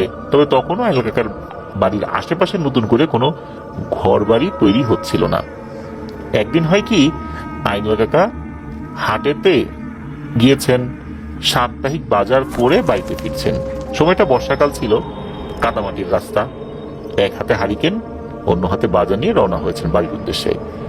আইনাল কাকার বাড়িতে যেতে হলে বাজারের রাস্তা থেকে নেমে আরো 10 মিনিট ভেতরের দিকে হেঁটে যেতে হতো। আইনাল কাকা বাজারের রাস্তা থেকে নেমে বাড়ির রাস্তায় হাঁটছেন। এমন সময় আইনাল কাকা ফিল করলেন কেউ একজন তার পেছন দিক থেকে খুব দ্রুত হেঁটে আসছে। কাদামাটির উপর হাঁটলে এক ধরনের শব্দ হয়, ওরকম শব্দ হচ্ছে। আইনাল কাকা সাথে সাথে পেছনে ঘুরে তাকালেন, কিন্তু কাউকে দেখতে পেলেন না। আইনাল কাকা মনের ভুল ভেবে আবারও হাঁটতে লাগলেন। আইনাল কাকার হাতে টিমটিমে হারিকেনের আলোতে যতদূর দেখা যায় সামনের দিকে শুধু অন্ধকার দেখা যাচ্ছে, অথচ সাইডে ডানে বায়ে পেছনে এতটা অন্ধকার না। চিন্তা করলেন কি ব্যাপার, সামনে এরকম অন্ধকার কেন? সামনের দিকে উনি আগাতে থাকলেন। হঠাৎ করে পেছন থেকে কেউ একজন খুবই তীক্ষ্ণ কণ্ঠস্বরে বলে উঠল, কি রে আইনাল, কোথায় যাচ্ছিস? এই কথাটা নাকি এমন ভয়ঙ্কর ভাবে বলেছিল যে কোনো মানুষ এই ভয়েস শুনলে ভয়ে ওখানেই মরে যেতে পারে। তবে কাকা তো সাহসী মানুষ, উনি ভয় পেলেও এতটা ভয় পাননি। তবে এতটুকু উনি বুঝতে পেরেছিলেন এটা কোনো মানুষের গলা হতে পারে না, আবার কোনো প্রাণীর গলাও না, একটা মিশ্র কণ্ঠস্বর বলে ওনার কাছে মনে হচ্ছিল। আইনাল কাকা উনি দ্রুত বাড়ির দিকে হাঁটতে থাকলেন। বাড়ির সামনে যে পুকুর পাড়, সেখানে পুকুরের যেই অংশ অর্থাৎ ঘাটলার মতো যে জায়গাটা আছে ওটার পাশে একটা আম গাছ ছিল। উনি খেয়াল করলেন যে ওই আম গাছের মধ্যে যেই আম গাছের ডালটা পুকুরের দিকে কিছুটা ঝুঁকে রয়েছে, ওখান থেকে বানরের মতো কিছু অবয়ব লাফ দিয়ে পুকুরে পড়ছে, কিন্তু এগুলো আর ভেসে উঠছে না। তো উনি যখন ওদিকটাতে এসেছেন, হঠাৎ করে উনি খেয়াল করলেন যে আইনাল কাকার দিকে একটা অবয়ব তাকিয়েছে। আইনাল কাকা কিন্তু বুঝতে পেরেছেন যে ওই জিনিসটা তাকে দেখছে। আইনাল কাকা এমন ভাব করলেন যেন উনি কিছুই দেখেননি। উনি জানতেন যে এখন যদি ওইটা বুঝে ফেলে যে আইনাল কাকা তাকে দেখেছে, তাহলে তো বিপদ হবে। আইনাল কাকা কি করেছেন, ওই পুকুর পাড়ে গিয়ে হারিকেনটা পাড়ে নামিয়ে রেখে ওনার স্ত্রীকে চিৎকার দিয়ে ডাকছেন যে কি গো, কই গেলে, আসো একটু বাইরে আসো, বাজারে ব্যাগ নিয়ে আসছি, পুকুরে হাত মুখ ধুচ্ছি। এদিকে আইনাল কাকা কিন্তু আর চোখে খেয়াল করছেন ওই অবয়বগুলো করেটা কি। উনি দেখতে পাচ্ছেন যে ডালের উপর একটা অবয়বকে উনি দেখেছিলেন, মনে হচ্ছে আশেপাশে আরো অনেকগুলো এসে জড়ো হয়েছে, যে কোনো সময় ওনাকে আক্রমণ করবে। আল্লাহর কি ইচ্ছা, ওই সময় ওনার স্ত্রী আইনাল কাকার ডাক শুনে বাইরে বের হয়ে আসলেন হাতে আরেকটা হারিকেন নিয়ে। উনি দূর থেকে বলছেন, কি ব্যাপার, এত দেরি হলো কেন? আইনাল কাকা বলতেছে, আরে দেরি আর হবে না, পথ কাদা কাদা হয়ে গেছে, হেঁটে আসতে সময় লেগেছে। এইভাবে দুইজন মিলে কথা বলছেন। কথা বলতে বলতেই উনি ওই হাত মুখ ধুয়ে পুকুর থেকে উঠে গেছেন। এদিকে ওনার স্ত্রীও কিন্তু ওই গাছের উপর অবয়বগুলোকে দেখতে পাননি। আইনাল কাকা যখন ওর স্ত্রীর সাথে ঘরে ঢুকছিলেন, তখন আরেকটু আর চোখে বোঝার চেষ্টা করলেন ডালে কোনো অবয়ব আছে কিনা। তখন বুঝতে পারলেন না, কোনো সমস্যা নাই, এখন আর রেগুলার নাই। সেদিন রাতে আর কোনো সমস্যা হলো না। এই ঘটনার বেশ কিছুদিন পর আইনাল কাকা সারাদিনের কাজকর্ম সেরে গবাদি পশুগুলো ঘরে ঢুকিয়ে বিকালের দিকে সপরিবার বলতে যা ওনার পরিবারে যারা ছিলেন আর কি, তারা আইনাল কাকার শ্বশুর বাড়িতে চলে যান, অর্থাৎ ওনার স্ত্রীর বাবার বাড়িতে।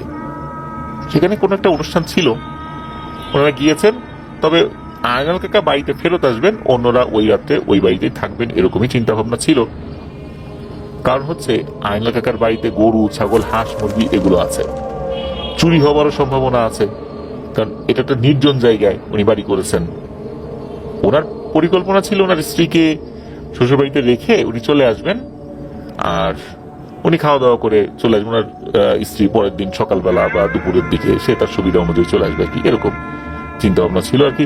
তো গিয়েছেন শ্বশুরবাড়িতে, আত্মীয় স্বজনরা তারা এসেছেন, গল্প গুজব হচ্ছে। তাদের খাবার দাবার শেষ করে তখন উনি বললেন যে আমি তো চলে যাব। ওই সময়ের প্রেক্ষাপটে হয়তোবা তখন রাত 9টা কি 9:30 বাজে, কিন্তু গ্রামের প্রেক্ষাপটে এত বছর আগের, যেখানে ওই সময় ইলেকট্রিসিটি আসেনি, তখন তো বুঝতেই হবে যে অত রাত্রে গ্রামে কেউ কিন্তু জেগে থাকে না। শ্বশুরবাড়ির সবাই বারবার নিষেধ করেছে যে এত রাতে যাবার দরকার নাই, কিন্তু আইনাল কাকা তো নাছর বান্দা, উনি যাবেনই। উনি বলছেন যে আমি না গেলে মধ্যরাতে এদেরকে একবার খাবার দিতে হবে, বিশেষ করে গরুদেরকে খাবার দিতে হবে, না গেলে তো সমস্যা, এজন্য যেতেই হবে, বোবা প্রাণীগুলো না খেয়ে থাকবে। তখন শ্বশুরবাড়ির লোকজন দেখলো যে ঠিক আছে, আসলে সব দিকই তো বিবেচনা করতে হয়। এরপর আইনাল কাকার স্ত্রী হাতে একটা হারিকেন নিয়ে আইনাল কাকাকে কিছুটা পথ এগিয়ে দিলেন। এরপর আইনাল কাকা ওনার শ্বশুরবাড়ির রাস্তা পেরিয়ে অনেকটা দূরই চলে এসেছেন। পুরো রাস্তায় কোনো মানুষজন নাই, মাঝে মাঝে শিয়ালের ডাক ছাড়া কিছুই শোনা যাচ্ছে না। আর রাস্তার দুপাশে বিভিন্ন জায়গায় কিন্তু বাঁশবাগান, লতাপাতার ঝোপ এগুলো আছে। আর আইনাল কাকার ভয় ডর তো আগে থেকেই কম। আইনাল কাকা যেই পথ দিয়ে আসবেন, একটা জায়গায় কিন্তু বাঁশবাগান রয়েছে, ওই বাঁশবাগানের যে রাস্তাটা ওটার ভিতরে উনি ঢুকে গিয়েছেন। যখন উনি ঢুকেছেন, ওনার কাছে মনে হলো এবার অন্ধকারটা যেন আরো গাঢ় হয়ে এসেছে। উনি কি করলেন, হারিকেনটা একটু উঁচু করে হারিকেনের আলোটা একটু বাড়িয়ে দিলেন। তাতে কিছুই হলো না, মনে হলো হারিকেনের আলো ঠিকই বাড়লো, সেই সাথে অন্ধকারও সেই সমান তালে মনে হচ্ছে বেড়ে গিয়েছে। আইনাল কাকার ভিতরে ভিতরে কিছুটা খটকা লাগলো। তিনি ডানে বায়ে দেখছেন দেখলেন যে না ঠিক আছে, ডানে বায়ে মোটামুটি দেখা যাচ্ছে, অন্ধকার হলেও চাঁদের আলো যতটুকু আছে দেখা যাচ্ছে, কিন্তু সামনের দিকে মনে হচ্ছে গুমোট অন্ধকার, উনি কিছুই দেখতে পাচ্ছেন না। উনি কিন্তু সামনের দিকে সাহস করে আগাতে থাকলেন। হঠাৎ করে ওনার সামনে চলে আসে একটা কাফনে মোড়ানো লাশ, রাস্তার উপরে আড়াআড়ি ভাবে শোয়ানো। হারিকেনের আলোতে উনি এটা দেখতে পাচ্ছেন। তখন আইনুল কাকা তো মনে মনে দোয়া দুরুদ পড়ছেন। তখন বুঝতে পারেন যে এত রাত করে আসাটা ঠিক হয়নি, শ্বশুরবাড়িতে থেকে গেলে হয়তো বা ভালো হতো। উনি চিন্তা করলেন যে এখন যদি এই লাশটা উঠে ধপ করে বসে যায় আর ওনাকে আক্রমণ করে তাহলে কি হবে। যদি করেই ফেলে উনি পিছু হটবেন না। উনি চিন্তা করলেন যে এই হারিকেনের ভিতরে কেরোসিন তেল আছে, এই কেরোসিনটা বের করে এই অবয়বটার দিকে ছুড়ে দেবেন, তারপরে এই হারিকেনটাও তার দিকে ছুড়ে দেবেন, তাহলে তার গায়ে আগুন ধরে যাবে। কিন্তু যেটা হলো সেটা হলো ওই লাশটা বা লাশরূপী অবয়বটা উঠে বসলো না, কিছুই করলো না। উনি খুব সুন্দর করে লাশটাকে পাশ কাটিয়ে সামনের দিকে আগাতে থাকলেন।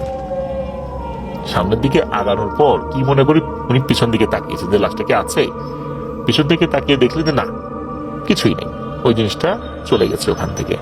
তো মনে মনে উনি আল্লাহকে শুকরিয়া জানালেন যে যাক বাঁচা গেছে আর কি। উনি আবার সামনের দিকে আগাচ্ছেন। তো বাড়ির মোটামুটি কাছাকাছি আসছেন আর কি। উনি ওনার পুরনো বাড়ি যেটাতে উনি আগে থাকতেন আর কি, তো ওই বাড়িটার কাছাকাছি আসেন। এটা পার হওয়ার পর হচ্ছে আবার নিচু জমি শুরু, সেখান থেকেও কিছুটা হেরে তারপরে হচ্ছে ওনার বাড়িটা। ওই পুরনো বাড়ির কাছাকাছি যখন এসেছেন, হঠাৎ করে কেউ একজন বলে ওঠে, কিরে বাবা এত রাত করলি। এই শব্দটা যখন আসে আইনুল কাকা কিন্তু কিছুতেই আন্দাজ করতে পারছেন না আওয়াজটা ঠিক কোন দিক থেকে আসছে, সামনে থেকে, পেছন থেকে, ডানে বায়ে। আবার মনে হলো আওয়াজটা মনে হলো মাথার উপর থেকে আসছে, তবে গলাটা বেশ পরিচিত। এরকম চিন্তা করতে করতে হঠাৎ করে দেখলেন ওনার সামনেই ওনার বাবা দাঁড়িয়ে আছে। আইনুল কাকা তার বাবাকে দেখছেন, চেহারাটা ফ্যাকাশে আর রক্ত শূন্য হয়ে আছে। আর আইনুল কাকার দিকে তাকিয়ে তার বাবা মিটমিট করে হাসছে। আইনুল কাকা কিন্তু এটা জানতেন যে এই জমি ভাগাভাগি হওয়ার পর উনি যখন বাড়ি করেছেন ওনার বাবা স্বাভাবিকভাবেই মারা গিয়েছিলেন, তাও সেটা প্রায় 1 বছর হয়ে গেছে। কিন্তু এইটা কি, এইটা তো তার বাবা না। আইনুল কাকা এক পর্যায়ে বিরক্ত হই ওই অভাবটাকে উদ্দেশ্য করে বলে ওঠে আর কি, আচ্ছা বলেন তো আমি আপনাদের কি ক্ষতি করেছি, বারবার কেন আপনারা আমার পিছু নিয়েছেন, আমার রাস্তা ছাড়েন, আমি বাড়িতে যাব। এই কথা বলার সাথে সাথে আইনুল কাকার বাবার রূপে থাকা ওই অবয়বটা হাত লম্বা করে আইনুল কাকার গলা চেপে ধরল আর খিলখিলিয়ে হাসতে শুরু করেছে। আস্তে আস্তে তার চেহারাটাও পরিবর্তিত হতে থাকলো। এদিকে আইনুল কাকা জোরে জোরে আল্লাহু আকবার বলতে লাগলেন। একটা সময় চোখের সামনেই আইনুল কাকার বাবার অবয়বটা ভ্যানিশ হয়ে গেল। আইনুল কাকা দ্রুত বাড়ির ভিতর ঢুকে রুমে গিয়ে শুয়ে পড়েন। গভীর রাতে বাড়ির চারপাশ দিয়ে কিসের জন্য হাঁটাহাঁটি, আর গরু যেরকম রাতের বেলা জোরে জোরে নিঃশ্বাস সারে ফসফস শব্দ হয় ওরকম ফসফস আওয়াজ উনি শুনেছেন। তবে আইনুল কাকা ঘর থেকে বাইরে বের হননি। সকালবেলা ফজর আজানের পর যখন একটু সকাল হয়েছে, আলো ফুটেছে, উনি বাইরে বের হয়েছেন।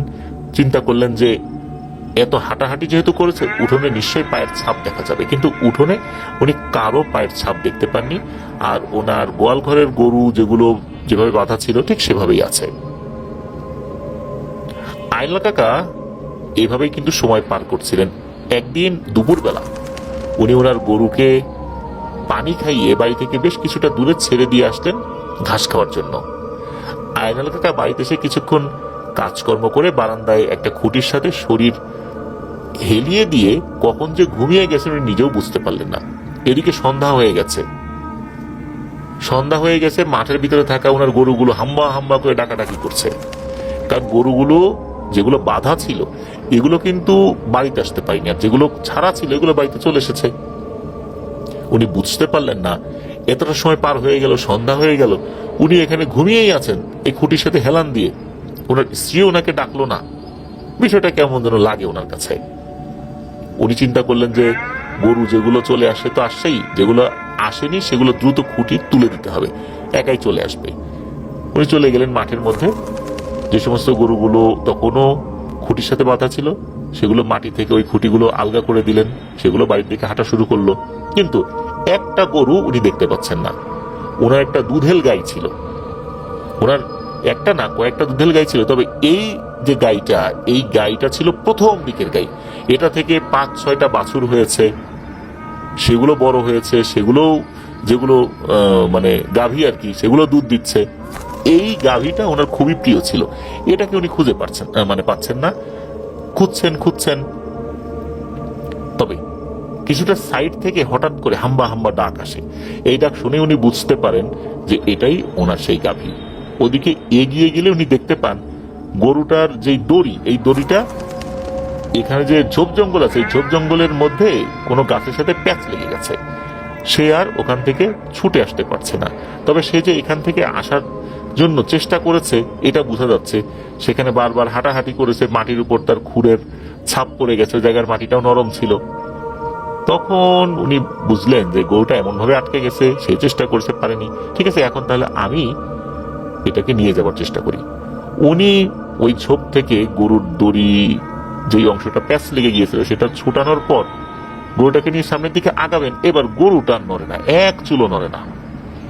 ওনার হাতে থাকা লাঠি দিয়ে এই যে চেষ্টা করছেন গরুটাকে সামনের দিকে নিয়ে যাবার জন্য, তার হয় না। এর মধ্যেই ওনাদের পরিচিত এক প্রতিবেশী, ওনার বাড়ি থেকে আরো বেশ অনেক দূরে বলতে দূরেরও যেটা সেটাও প্রায় 300 মিটার দূরে, ওই রকম একটা বাড়ির লোক। উনি আবার ওদিক দিয়ে যাচ্ছিলেন। তখন উনি বললেন, কি রে আইনাল, কি হইলো? তখন উনি বলছেন, এই যে দেখো না ভাই, গরু এটা যায় না। তখন দুজন মিলে ঠেলাঠেলি করছেন। পরে যিনি এসেছেন ওই প্রতিবেশী, গরুর দইটা ধরে সামনের দিকে টানছেন, আর আইনাল কাকা পিছন থেকে ধাক্কাচ্ছেন, মাঝে মাঝে লাঠি দিয়ে আঘাত করছেন যাতে করে গরুটা সামনের দিকে আগাতে থাকে। অনেক কষ্টে দুজন মিলে এই গরুটাকে বাড়িতে নিয়ে আসেন। নিয়ে আসার পর ওই যে গোয়ালঘর, এই গোয়ালঘরে কিন্তু ধোয়া দিতে হয়, তা না হলে কিন্তু মশার উপদ্রব বেড়ে যায়। ওখানে গিয়ে ধোয়া দিয়েছেন। এরপর মোটামুটি উনি চলে আসছেন ওখান থেকে সবকিছু ঠিকঠাক করে। সকালবেলা উনি যখন গোয়াল ঘরে গিয়েছেন গরুগুলোকে ছেড়ে দেবার জন্য, গিয়ে দেখেন এক হৃদয় বিদারক দৃশ্য। সবগুলো গরু ঠিকঠাক আছে, কিন্তু সেই দুধেল গাইটা মাটিতে পড়ে আছে, মুখ দিয়ে ফেনা বের হয়েছে অনেক, এটাও বোঝা যাচ্ছে। গরুটার জন্য খুব মায়া হয় আইনাল কাকার, কারণ এই গরুটা ওনার শুরুর দিকের গরু। এটার প্রতি আলাদা একটা মায়া মহব্বত ওনার থাকবে, এটাই স্বাভাবিক। উনি বুঝতে পেরেছিলেন গরুর মৃত্যুটা স্বাভাবিক না। তবে ওই সময় কিছু করার ছিল না, কারণ ওনাদের গ্রামের আশেপাশে তেমন কোনো ভালো কবিরাজও ছিল না যে এই বিষয়ে উনি খুব সহজেই কোনো একটা পদক্ষেপ নেবেন। তো আইনাল কাকার জীবনে কিন্তু এরকম বহু ঘটনা ঘটে চলছে, টুকটাক অনেক ঘটনাই ঘটে চলছে। একদিন রাতের বেলা আইনাল কাকার ওয়াশরুমে যাবার দরকার হলো। রাত তখন ঠিক কয়টা বাজে উনি বুঝতে পারেননি, তবে গভীর রাত ছিল। আইনাল কাকা ঘর থেকে বের হয়ে একটা মাটির পাত্র হাতে নিয়ে ওয়াশরুমে গিয়েছেন। যখন উনি ওয়াশরুমে গিয়েছেন তখন ওনার কাছে মনে হলো ওনার বাড়ির পেছনে থাকা পুকুরে কেউ গোসল করছে, পানির খলখল আওয়াজ হচ্ছে। গোসল করলে সাঁতার কাটলে যেরকম আওয়াজ হয় ওই রকম আওয়াজ উনি শুনতে পেলেন। তখন উনি বুঝতে পারলেন যে কি ব্যাপার, ঘটনাটা কি। এইখানে তো এত রাতের বেলা কারো গোসল করতে আসার কথা না, দিনের বেলা দিয়ে লোকজন এদিকে আসে না, আর রাতের বেলা আমার পুকুরে এসে গোসল করবে। উনি কিন্তু আসার সময় দেখে এসেছিলেন ওনার ওয়াইফ ওনার পাশেই ঘুমাচ্ছিল, আশেপাশে ঘর বাড়িও দূরে দূরে, এখান থেকেও আসবে না। তখন উনি বুঝতে পারলেন এখানে নিশ্চয়ই অন্য কিছু আছে। কি আছে? কৌতূহল নিয়ে উনি ওয়াশরুম থেকে বের হয়ে ওদিকে গিয়েছেন। ওই সময় আকাশে যতটুকু চাঁদের আলো ছিল সেটা দিয়েই বোঝা যাচ্ছে যে আবছা আবছা বোঝা যায় আর কি, মনে হচ্ছে একটা বৃদ্ধা মহিলা সে পুকুরের পানিতে কিছু একটা পরিষ্কার করছে। এই যে আইনাল কাকা দূরে দাঁড়িয়ে ওই অভাবটাকে দেখছেন, এটা কিন্তু শুরুর দিকে ওই অভাবটা টের পায়নি। তবে হয়তো 1-1.5 মিনিট পার হবার পর ওই অভাবটা টের পেয়েছে। সে ওই পরিষ্কার করা ছেড়ে দিয়ে আইনাল কাকার দিকে মাথা ঘুরিয়ে তাকায়, আর দপ করে তার চোখ দুটো জ্বলে ওঠে। বিষয়টা এরকম যে অনেক সময় আমরা সিসিটিভির নিচ দিয়ে যদি হেঁটে যাই বা কাছাকাছি হেঁটে যাই, তখন সিসিটিভিতে থাকা সেন্সর যখন কোনো মানুষের উপস্থিতি টের পায় তখন কিন্তু সিসিটিভি লাইট জ্বলে ওঠে। মনে হচ্ছে যে এই অবয়বটার চোখ দুটো সেই সেন্সরে কাজ করেছে, টপ করে জ্বলে উঠেছে, মনে হচ্ছে তাকে দেখে ফেলেছে। এইভাবে কিন্তু ওই অবয়বটাও তাকে দেখছে। আইনুল কাকাও ওখান থেকে নড়তে পারছেন না, উনিও একই রকম ভাবে ওই অবয়বটার দিকে তাকিয়ে আছেন, শুধু চোখটাই বোঝা যাচ্ছিল যে চোখ জ্বলছে। এরপর হলো কি, ওই অবয়বটা পানির উপর হাঁটতে হাঁটতে পুকুরের আর এক মাথায় গিয়ে ঝোপের মধ্যে চলে গেল। এরপরে আইনুল কাকার শরীরে শক্তি ফেরত আসে, উনি তখন দ্রুত ঘরে চলে আসেন। পরদিন সকালবেলা দেখা গেল আইনুল কাকার শরীরে ভীষণ জ্বর। তবে এই জ্বরটা যে একদম ভালো হয়ে গিয়েছিল তা না, বেশ অনেকদিনই ছিল বলতে হবে। তবে উনি কোনো ঝাড়ফুঁক করার নাই, ভালো হয়ে যেতে প্রায় 1 মাসের মতো সময় লেগেছিল। এরকম কিন্তু বেশ কিছু জিনিস উনি মাঝে মাঝেই দেখতেন। একবার হয় কি, আইনুল কাকা রাতের বেলা গোয়াল ঘরে গিয়েছেন গরুগুলোকে খাবার দিতে। যখনই উনি ওই দিকটাতে গিয়েছেন, হঠাৎ করে দেখেন একটা ছায়ামূর্তির মতো গোয়াল ঘরের দরজা থেকে একটু সরে গেল। আইনুল কাকার হাতে তো হারিকেন ছিল, উনি চিন্তা করলেন কি ব্যাপার, কোনো চোর আসছিল কিনা। কোন দিকে সরে গেল, উনি হারিকেন নিয়ে ওই দিকে আগাতে থাকলেন।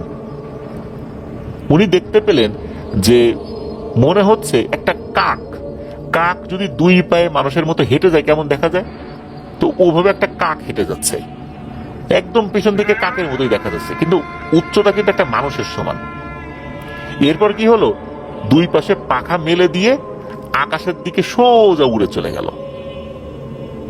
এই জিনিসটা কিন্তু উনি দেখলেন। এটা দেখার পর বুঝতে পারলেন যে আসলে এই বাড়িতে এমন কিছুর উপদ্রব শুরু হয়েছে। শুরুর দিকে তো বছরখানেক কেটে গেল, কোনো সমস্যা হয়নি।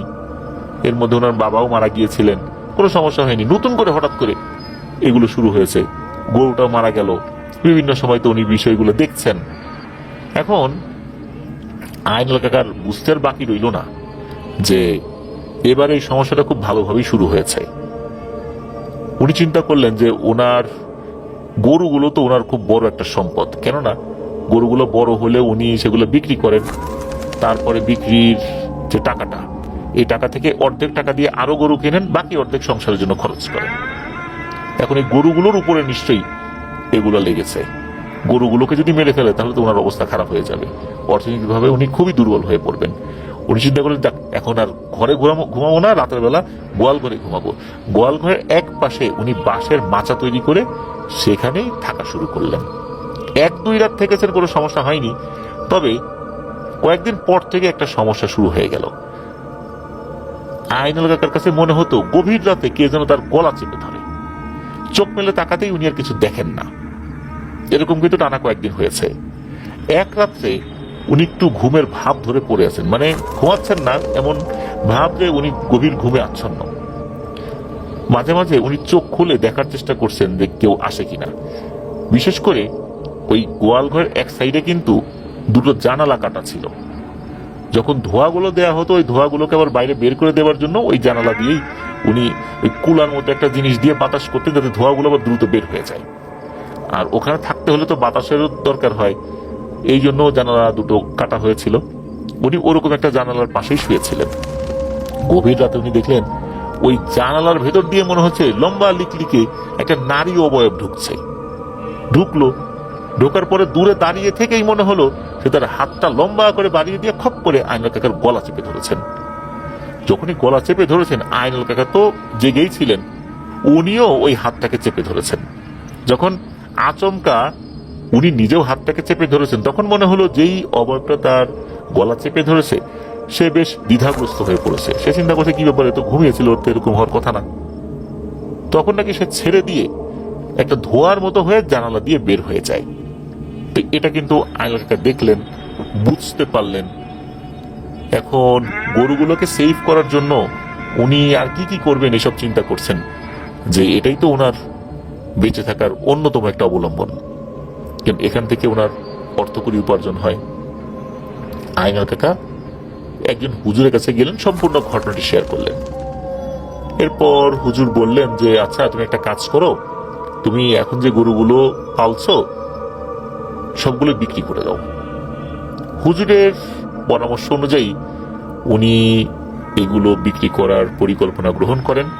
আর হুজুর এটাও বলেন যে তুমি যে এই জায়গায় বাড়ি করেছো একদম তোমার বাড়ির লাগোয়া তো কোনো ঘর বাড়ি নাই, এখন তুমি যদি এখানে থাকো কোনো একটা অঘটন ঘটে মানুষজন তো জানতেও পারবে না, জায়গাটা বেশি ভালো না, এখন তুমি এই জায়গাটা ছেড়ে অন্য জায়গায় চলে যাও।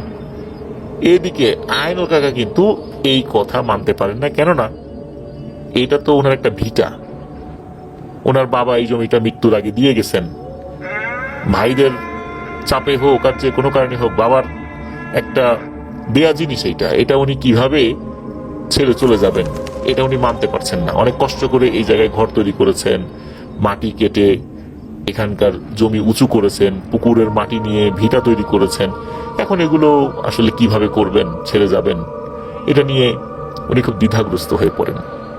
এদিকে ভালো ভালো জমিগুলো তো ওনার ভাই বোনেরা নিয়ে নিয়েছে, তারাও তো নতুন করে নতুন জায়গায় ওনাকে ঘর বাড়ি করতে দেবে না, এটা উনি জানতেন।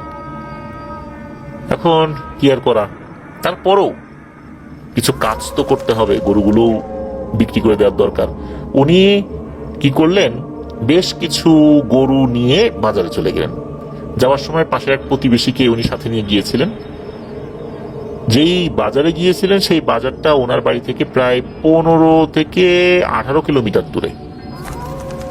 উনি যখন ওখানে গিয়েছেন, যাওয়ার পর মোটামুটি সব গরুই বিক্রি করে দিয়েছিলেন, তবে একটা গাভী গরু আর কি, এইটার দর দামে বনাবনি হচ্ছিল না দেখে উনি ওই গরুটাকে বাড়িতে ফিরিয়ে নিয়ে যাবেন এরকম সিদ্ধান্তই গ্রহণ করলেন। যেহেতু সাথে একজন লোক আছে, নিয়ে যেতে সমস্যা হবে না, অন্যান্য গরুগুলো বিক্রি করে দিলেন। ষাঁড় গরু ছিল, গাভী গরু ছিল, মানে গাই গরু বলে অনেকে। এরপর ওই গরুটা নিয়ে ওনারা রওনা দিয়েছেন। যখন রওনা দিয়েছেন অনেকটা পথ তো হেঁটে আসতে হবে, তো আসছেন তখন এমন একটা জায়গায় চলে আসেন, ওখান থেকে আইনুল কাকার বাড়ির দূরত্ব পায়ে হেঁটে সর্বোচ্চ 30 মিনিটের মতো লাগতে পারে। ওই সময়ে আইনুল কাকা বলে উঠলেন যে দেখছো ভাই, এমনিতে গরু কিন্তু এত পথ হেঁটে আসে না, এই গরুটা অনায়াসে এতটা পথ হেঁটে আসলো, একটা জায়গায় দাঁড়ালো না, বিশ্রামও নিল না, খুব ভালো তো। যেই না এটা বলছে সাথে সাথে গরু দাঁড়িয়ে গেছে, গরু তো আর নড়ে না। ওনাদের কাছে কিন্তু লাইট ছিল না, হারিকেনও ছিল না, অন্ধকারে ওনারা পথ দেখে দেখে আসছিলেন। তো যেখানে এসে গরুটা দাঁড়িয়ে যায় ওইখান থেকে একটু সামনের দিকে তাকালে আর কিচ্ছু দেখা যায় না, মনে হচ্ছে ওখানে গুমোট অন্ধকার হয়ে আছে। অথচ ডানে বায়ের পিছনে কিন্তু মোটামুটি চাঁদের আলোতে দেখা যাচ্ছে। গরুগুলো কি করেছে, এবার দাঁড়ানো থেকে শুয়ে পড়ে, বিশেষ করে ওই গরুটা আর কি, ওখানে একটাই গরু ছিল, গরুগুলো না, একটাই গরু। তো তখন আর কি ওই ওনার প্রতিবেশী বলছেন, আরে আইনাল ভাই, মনে হয় তুমি বলছো এই কথাটা গরু শুনছে, যে সারা পথ বিশ্রাম নেয় নাই, তখন ওর মনে পড়ছে ওর এখন বিশ্রাম নিতে হবে, এই জন্য এখন সে বিশ্রাম নিচ্ছে। তো এই কথা শোনার পর দুজন একটু হাসাহাসি করেন, একটু তামাশা করেন, আসলেই তো গরুরও দেখি মাথায় বুদ্ধি হয়ে গেছে বেশি, আমাদের কথা বুঝতে পেরে ওর বিশ্রাম নেওয়ার কথা মনে পড়ে গেছে। এখন এই গরু যে বসছে এইটা আর কোনোভাবেই ওঠে না, বাইরে তো কাছাকাছি এসে এখন এই অবস্থা, এখন ওরা কি করবেন, গরুকে কোনোভাবেই উঠাতে পারছেন না। যাই হোক, অনেক কষ্টে গরুকে একটা পর্যায়ে দুজন মিলে দাঁড় করানোর সাথে সাথে হয় কি, ওই গরুটা এক পাশে দেয় এক ঝেড়ে দৌড়, এমন ভাবে দৌড় দিয়েছেন আচমকা হাত থেকে গরুর দইটাও কিন্তু ছুটে যায় আইনাল কাকার। এদিকে দুজন মিলে গরুর পিছনে ধাওয়া করেছেন, পাশে একটা জঙ্গল ছিল, জঙ্গলের মধ্যে গরু ঢুকে গেছে। এখন এই অন্ধকারের মধ্যে গরু খুঁজবেন কিভাবে, ওরা দুজন আলাদা না হয়ে একত্রে গরু খোঁজা শুরু করলেন। গরু খুঁজছেন, হঠাৎ করে মনে হলো কিছুটা দূর থেকে, অর্থাৎ ওনারা যদি পূর্ব দিকে থাকেন, মনে হচ্ছে পশ্চিম দিক থেকে গরু হাম্বা করে ডেকে উঠলো। তখন ওরা বুঝতে পারলেন গরুটা ওই দিকে গেছে। তো ওই দিকে গিয়ে গরু খুঁজছে, হঠাৎ করে মনে হলো দক্ষিণ দিক থেকে হাম্বা করে ডেকে উঠেছে, আবার দক্ষিণ দিকে গিয়েছেন। এইভাবে ওনারা যখন কোন একটা দিকে যান, উল্টো দিক থেকে ওই গরুর ডাক ভেসে আসে। এইভাবে অনেকটা সময় ওনারা ওই গরু খুঁজেছেন, কিন্তু গরুকে আর খুঁজে পান না। একটা পর্যায়ে ক্লান্ত হয়ে রাস্তার এক পাশে দুজন মিলে বসে পড়েন, চিন্তা করলেন যে এইভাবে আর গরু খোঁজা যাবে না, নিশ্চয়ই আমাদেরকে কেউ বোকা বানাচ্ছে। এদিকে ফজর আজান হয়ে যায়। আজান হয়ে যাওয়ার পর দেখা গেল যে একটু একটু করে সকাল হওয়া শুরু হয়েছে। তখন দুজন মিলে ভাবলেন এইবার গরুটাকে খোঁজা যেতে পারে।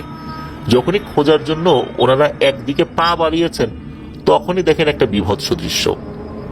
গরুর মাথাটা পড়ে আছে আর হাড়গোড় এদিক সেদিকে ছিন্ন ভিন্ন অবস্থায় পড়ে আছে, মাথা ছাড়া একটু মাংসও নেই ওই হাড়ের সাথে, মাথাটা শুধু অক্ষত। দেখেই বোঝা যাচ্ছে এই গরুর এই অবস্থা আরো অনেকক্ষণ আগেই হয়েছে। অথচ সারা রাত ওনারা গরু খুঁজেছেন, একদম ফজর আজানের আগ পর্যন্তও কিন্তু গরুর ডাক উনি শুনেছেন, যে একবার এপাশে ডাকে একবার ওপাশে ডাকে। তাহলে এই ডাকগুলো ছিল এক মায়াজাল। ওনারা সারাটা রাত এই মায়াজালের পিছনে ছুটে বেরিয়েছেন, কিন্তু গরুকে বহু আগেই একদম চেটে পুটে খেয়ে ফেলেছে দুষ্টু পিশাচের দল। এটা ওনারা বুঝতে পারেন। মন খারাপ করে বাড়িতে চলে আসেন। তবে আল্লাহর কাছে শুকরিয়া আদায় করেন যে আল্লাহর অশেষ সহমতে ওই রাতে ওনার প্রতিবেশী এবং আয়নাল কাকার কোনো ক্ষয়ক্ষতি হয়নি, শুধু এই গরুটার উপর দিয়ে গিয়েছে। তো এটা গেল একটা ঘটনা। এরপর মাসখানেক ওনার বাসায় আর কোনো সমস্যা হয়নি। একদিন গভীর রাতের বেলা আয়নাল কাকার ঘুম ভেঙে যায়। ঘুম মূলত ভাঙে বাইরে থেকে কোন একটা শব্দের কারণে। ওনার কাছে মনে হচ্ছিল বিশাল আকৃতির কোন একটা বস্তুকে টেনে হিঁচড়ে বাড়ির উঠোন দিয়ে কোথাও নিয়ে যাওয়া হচ্ছে। আয়নাল কাকা ঘরের বেড়ার ফাঁকা দিয়ে তাকিয়ে দেখতে পেলেন কালো পোশাক পরিহিত 3 থেকে 4টি অবয়ব বিশাল দেহী একটা প্রাণীকে টেনে নিয়ে যাচ্ছে। সেটা যে কি প্রাণী এটাও ভালো করে বোঝা যাচ্ছিল না। এমনিতে তো আয়নাল কাকার প্রচন্ড রাগ, কারণ একটার পর একটা ঘটনা ঘটেই যাচ্ছে। দুইটা গরু তারা মেরে ফেলেছে। আয়নাল কাকা কি করেছেন, ঘরের ভেতরে থাকা একটা বাঁশের লাঠি নিয়ে দরজা খুলে বের হয়ে সামনে যে অবয়ব পেয়েছেন সেটাকে বেদম পিটুনি দেওয়া শুরু করেছেন। এইটারে 5টা বাড়ি দেয়, তো আর একটা 7টা বাড়ি দেয়। তো এইরকম সামনে যেটাকে পাচ্ছে ধামাধাম মাইক চলছে। তখন হয় কি, তার কাছে মনে হয় পেছন থেকে খপ করে কেউ তাকে ধরে ফেলেছে। আমরা যেভাবে ঢিল ছুরি, হাতে ঢিল নিয়ে দূরে ছুড়ে দিই বা পুকুরের দিকে অনেকে ছুড়ে দেন, আয়নাল কাকার কাছে মনে হলো ওনাকে ওইভাবে খপ করে ধরে ঢিলের মতো করে ছুঁড়ে মেরেছে ওই পুকুরের দিকে। ধপাস করে গিয়ে ওই পুকুরের উপরে পড়েছেন। এত বড় একটা মানুষ পুকুরের উপরে এত দূর থেকে গিয়ে পড়েছে, আওয়াজটা কেমন হতে পারে? ওই আওয়াজে ওনার স্ত্রীর ঘুম ভেঙে যায়। পাশে তাকিয়ে দেখেন যে আয়নাল কাকা নাই, দরজা খোলা। উনি হারিকেন নিয়ে তাড়াতাড়ি বের হয়েছেন। বের হয়ে দেখতে পান উঠোনের উপরে ওনার মোটা বাঁশের লাঠিটা পড়ে আছে। এদিকে তো উনি ওনার স্বামীকে ডাকাডাকি শুরু করেছেন। ডাকের উত্তর নিয়েছেন আয়নাল কাকা। দেখা গেল যে আয়নাল কাকা পুকুর থেকে উঠে আসছেন, লুঙ্গি একদম ভিজে একাকার হয়ে গেছে। উনি লুঙ্গি চিপতে চিপতে উঠে এসছেন আর কি। ওনার স্ত্রী বলছেন যে কি ব্যাপার, তুমি পুকুরে গেলা কিভাবে, আর এত জোরে পানিতে আওয়াজ হলো বা কিসের? আয়নাল কাকা ওই সময় কিছু বলেননি, বললে ওনার স্ত্রী ওই সময় ভয় পেতে পারেন। উনি বললেন যে না কিছু না, আমি আসছিলাম, হঠাৎ করে পা পিছলে পুকুরে পড়ে গেছি। পরদিন সকালবেলা আয়নাল কাকার শরীরে বিভিন্ন জয়েন্টে এমন ব্যথা, উনি বিছানা থেকে আর উঠে দাঁড়াতেই পারেন না। যেই হুজুরের কাছে উনি গিয়েছিলেন, যার পরামর্শ নিয়েছিলেন, তার কাছ থেকে ঝাড়ফুঁক পানি পড়া নিয়ে আসেন। প্রায় দীর্ঘ 3 মাস ওনার আন্ডারে থেকে চিকিৎসা নেবার পর ওনার শরীরটা অনেকটাই সুস্থ হয়ে যায়। তবে পরিপূর্ণভাবে সুস্থ হয়নি। 3 মাস উনি খেতে খামারে যেতে পারেননি। ফসলের জমিটা আগাছায় একদম একাকার হয়ে গেছে। ফসলের ক্ষেতগুলো নষ্ট হয়ে যাওয়ার উপক্রম হয়েছে। আয়নাল কাকা ছোটবেলা থেকেই অনেক পরিশ্রমী। সুস্থ হওয়ার পর একটা দিনও উনি বাড়িতে বসে রইলেন না। জমিতে গিয়ে সেই আগাছা পরিষ্কার থেকে শুরু করে আরো অনেক কাজ শুরু করলেন। তো উনি এরকম কাজ করছেন, কয়েকদিন স্বাভাবিকভাবে করলেন। একদিন কাজ করতে করতে সন্ধ্যা হয়ে, বিশেষ করে সন্ধ্যা পেরিয়ে রাত হয়ে যায়। চাঁদের আলোতে আয়নাল কাকার কাজ করতে বেশ ভালোই লাগছিল। মনে আনন্দ নিয়েই নিজের জমিতে কাজ করছেন। নিজের জমিতেই তো কাজ করছেন, অন্য কারো জমিতে তো কাজ করছেন না, এটা নিজের কাজ। এই ভেবে মনের উৎসাহ নিয়েই কাজ করছেন। অনেকক্ষণ কাজ করার পর উনি চিন্তা করলেন, থাক আজকে আর করবো না, কালকে সে বাকিটা করব। এটা চিন্তা করে যখনই উনি উঠে দাঁড়িয়েছেন ওনার জমির ভেতরে, তখন উনি দেখতে পেলেন বেশ কিছুটা দূরে ক্ষেতের আইল ধরে মনে হচ্ছে কেউ একজন হেঁটে আসছে। আয়নাল কাকা ভেবেছিলেন হয়তো বা তার মতোই কেউ মাটির কাজ করেছে, রাত পর্যন্ত এখন বাড়িতে ফিরে আসছে, এরকম তো অনেকেই করে। দেখি তার সাথে একসাথে হাঁটতে হাঁটতে বাড়ির দিকে চলে যাই। এদিকে উনি খেয়াল করলেন এই লোকটা হেঁটে আসছে তো আসছেই, হাঁটছে হাঁটছে, কিন্তু তার কাছে আর আসে না। কি ব্যাপারে, এতক্ষণ তো লাগার কথা না তার কাছে আসতে। এক পর্যায়ে ধৈর্য হারিয়ে আইনুল কাকা ডাক দিল, ও ভাই এদিকে আসেন, এদিকে আসেন, আমার কাছে আসেন। আরে এতক্ষণ ধরে হাঁটছেন, কাছে আসেন না কেন, আসেন। যেই নাই উনি এই কথা বলেছেন, মনে হলো দূরে থাকা ওই অভাবটা 1 সেকেন্ডেরও কম সময়ের ব্যবধানে তার থেকে মাত্র 1 হাত দূরে এসে দাঁড়িয়ে গেছে এবং বলছে, কিরে কেমন আছিস আইনাল? সুযোগে ছিলাম রে, কবে তুই নিজে থেকে ডেকে কাছে নিয়ে আসবি, এখন সেই সুযোগটা পেলাম। তুই কিন্তু ডেকে আমাকে কাছে নিয়ে আসছিস, এখন কিন্তু তোর আর নিস্তার নেই। আইনাল কাকা চাঁদের আলো তো যতটুকু দেখতে পেলেন, লোকটার যে হাইট স্বাভাবিক একটা মানুষের মতোই, কিন্তু তার মুখমণ্ডল যেটা, মুখটা মনে হচ্ছে মানে সুচালো, অনেক লম্বা, এত লম্বা যে মনে হচ্ছে পুরো মাথাটা লম্বা হয়ে হাঁটু পর্যন্ত নেমে এসেছে। এরকম তো হয় না কখনো, কোনো মানুষের হয় না, এতটা লম্বা। এইটা দেখার পর উনি তো অনেক ভয় পেয়ে যান। এখন এর পরপরই ওই অবয়বটা আইনুল কাকার উপর ঝাঁপিয়ে পড়ে। আইনুল কাকাও বাঁচার জন্য অনেক চেষ্টা করছেন। এর ভিতরে হয় কি, সত্যি সত্যি ওনার পরিচিত একজন ব্যক্তি ওই পথ দিয়ে হেঁটে আসছিলেন। উনি দেখছেন যে কোন একটা মানুষকে জোর করে, উনি কাউকে দেখতে পাচ্ছেন না, শুধু একটা মানুষকে দেখা যাচ্ছে, মনে হচ্ছে ওই মানুষটা নিজের মাথাটাকে নিজেই মাটির ভিতরে ঢুকিয়ে দিচ্ছেন। তো উনি আবার দূর থেকে বলছে, এই কে গো ওখানে, কি করো, কি হয়েছে, কি সমস্যা? তখন নাকি ওই অভাবটা বলে ওঠে, বেঁচে গেলি রে, পরবর্তী সময় তোর সাথে দেখা হলে কিন্তু তোর জীবনের শেষ দিন, তোর বাড়ির কাছে একজন লোক চলে আসছে বলে ছেড়ে দিলাম। তখন ওই অবয়বটা নাকি চলে যায় ওখান থেকে। এদিকে ওই ব্যক্তি কাছে এসে দেখেন আইনাল কাকার এই অবস্থা, অচেতন হয়ে পড়ে আছে। তখন আইনাল কাকাকে উনি কাঁধে করে বাড়িতে নিয়ে আসেন। তখন ওই ব্যক্তি কি দেখেছিলেন ওই সময় এতটুকু বলেন, শুধু এতটুকুই বলেছিলেন যে সে নিজেই মনে হচ্ছে ধস্তাধস্তি করতেছে, পড়ে যাচ্ছে, মাথা মাটির মধ্যে ঢুকাই দিচ্ছে, এরকমটাই দেখছি, এছাড়া তো আর কিছু দেখিনি। এরপর আইনাল কাকা আবারও অসুস্থ হয়ে পড়েন। প্রায় 6 মাসের মতো উনি অসুস্থ ছিলেন। এই অসুস্থতার মধ্যেই ঘটে যায় আর একটা মর্মান্তিক ঘটনা। আইনাল কাকার কিন্তু 3টা মেয়ে হয়েছিল। বড় মেয়ের নাম ছিল হোসনে আরা। ঘটনার সময় তার বয়স আনুমানিক 15 কি 16 বছর। আর আইনাল কাকা যখন অসুস্থ হয়ে পড়েন, তখন কিন্তু আইনাল কাকার স্ত্রী এবং হোসনে আরা অনেক পরিশ্রম করতেন। একদিন হয় কি, আইনাল কাকার স্ত্রী এবং হোসনে আরা দুজনই ওনাদের বাড়ির পাশে থাকা পুকুরে গিয়েছেন, সন্ধ্যার আগ দিয়ে গোসল করে আবার বাড়িতে ফেরত আসতেন। হয় কি যে আইনাল কাকার স্ত্রীর একটু জরুরি কাজ থাকার কারণে ওনার মেয়েকে বলেন যে তুই গোসল করে আয়, আমি একটু তাড়াতাড়ি ঘরের মধ্যে চলে যাচ্ছি। উনি চলে আসেন, কিন্তু হোসনে আর আসে না। সন্ধ্যা পার হয়ে যায়, হোসনে আর আসে না। আইনাল কাকার স্ত্রী জোরে জোরে কয়েকবার ডাক দিয়েছেন, কিন্তু হোসনে আর কোনো সারা শব্দ পাওয়া যায় না। একটা সময় আইনাল কাকার স্ত্রী পুকুর পাড়ে যান। পুকুর পাড়ে গিয়ে দেখেন যে ওখানে কেউ নাই, পানি একদম শান্ত, অর্থাৎ ওখানে কেউ গোসলও করছে না। আইনাল কাকার স্ত্রী তো হোসনে আরা বলে চিৎকার চেঁচামেচি শুরু করে দিচ্ছে, হোসনে আরার কোনো সারা শব্দ নাই। তো তখন আশেপাশে তো ঘর বাড়িও দূরে দূরে, তারাও তো আসলে এই ধরনের শব্দগুলো শুনতে সচরাচর পান না, যে এই বাড়িতে কোনো সমস্যা হলো কিনা। এদিকে আইনাল কাকাও বাড়িতে ফেরত আসছেন, এসে শোনেন এই অবস্থা। উনিও পুকুর পাড়ে যান, কাউকে পান না। পুকুর পাড় থেকে যখনই বাড়ির দিকে ফেরত আসবেন, হঠাৎ করে পুকুরের পানিতে খলখল শব্দ হয়। ওনারা তাকিয়ে দেখেন হোসনে আরা পানির ভেতর থেকে উঠে আসছে, তার শরীর ভেজা। আইনাল কাকা আর ওনার স্ত্রী দুজনই বলে ওঠেন যে কি ব্যাপার, তুই কোথায় গেছিস? আইনাল কাকা কিন্তু অসুস্থ ছিল, কিন্তু অসুস্থ থাকলেও একদম শয্যাশায়ী ছিলেন না, আশেপাশে যেতেন। ওই দিন আবার উনি বাইরে বেরিয়েছিলেন আর কি, কোন একটা কাজে। তবে ভারী কোনো কাজ করতে পারতেন না, ও ভারী কোনো কাজ করার মতো শক্তি সামর্থ্য ওনার হয়নি। উনি ফিরে আসার পর উনি দেখলেন যে এই অবস্থা, হোসনে আরা উঠে আসছে। দুজন মিলে জিজ্ঞেস করলেন, হোসনে আরা কোনো কথার উত্তর দেয় না, চুপচাপ বাড়িতে চলে গেল। এরপর হোসনে আরা কারোর সাথে কোনো কথা বলে না, এক জায়গায় বসে থাকে তো থাকেই, আর নড়াচড়াও করে না, ওঠেও না। এইভাবে দিনের পর দিন চলে যাচ্ছে।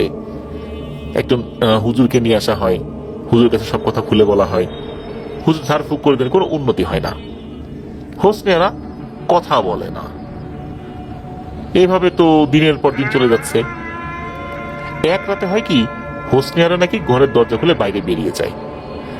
আইনুল কাকা অবশ্য এই শব্দটা পেয়েছেন, উনি চিন্তা করেছেন হয়তো বা সে ওয়াশরুমে যাবে, আর তাকে জিজ্ঞেস করলে তো কোনো উত্তর দেয় না, এই জন্য তো আর উনি কিছু জিজ্ঞেস করেন না। এদিকে ওয়াশরুমে যাবার পর অনেকক্ষণ হয়ে যায়, সে আর ঘরে ফেরত আসে না, এত সময় তো লাগার কথা না। এরপর আইনুল কাকা ঘর থেকে বাইরে বেরিয়ে আসেন, হোসনের নাম ধরে চিৎকার চেঁচামেচি শুরু করে অনেকবার ডাকেন। এদিকে ওনার স্ত্রী উঠে পড়েন, এত জোরে ডেকেছিলেন যে দূর দূরান্তে যে ঘর বাড়িগুলো ছিল তারাও জেগে গিয়েছিল, তারাও দূর থেকে চিৎকার করে বলছে, ও আইনাল ভাই কি হয়েছে? তখন আইনাল ভাই উত্তর দেন, মানে আইনাল কাকা উত্তর দেন যে হোসনারাকে পাওয়া যাচ্ছে না। তখন কিন্তু ওখান থেকে লোকজন চলে আসে, অনেক খোঁজাখুঁজি হয়। ওই রাতে হোসনারাকে আর পাওয়া যায় না। তবে হ্যাঁ, হোসনারাকে পাওয়া যায় কোথায়? সেইখানে যেখানে তার গরুটাকে মৃত অবস্থায় পাওয়া গিয়েছিল।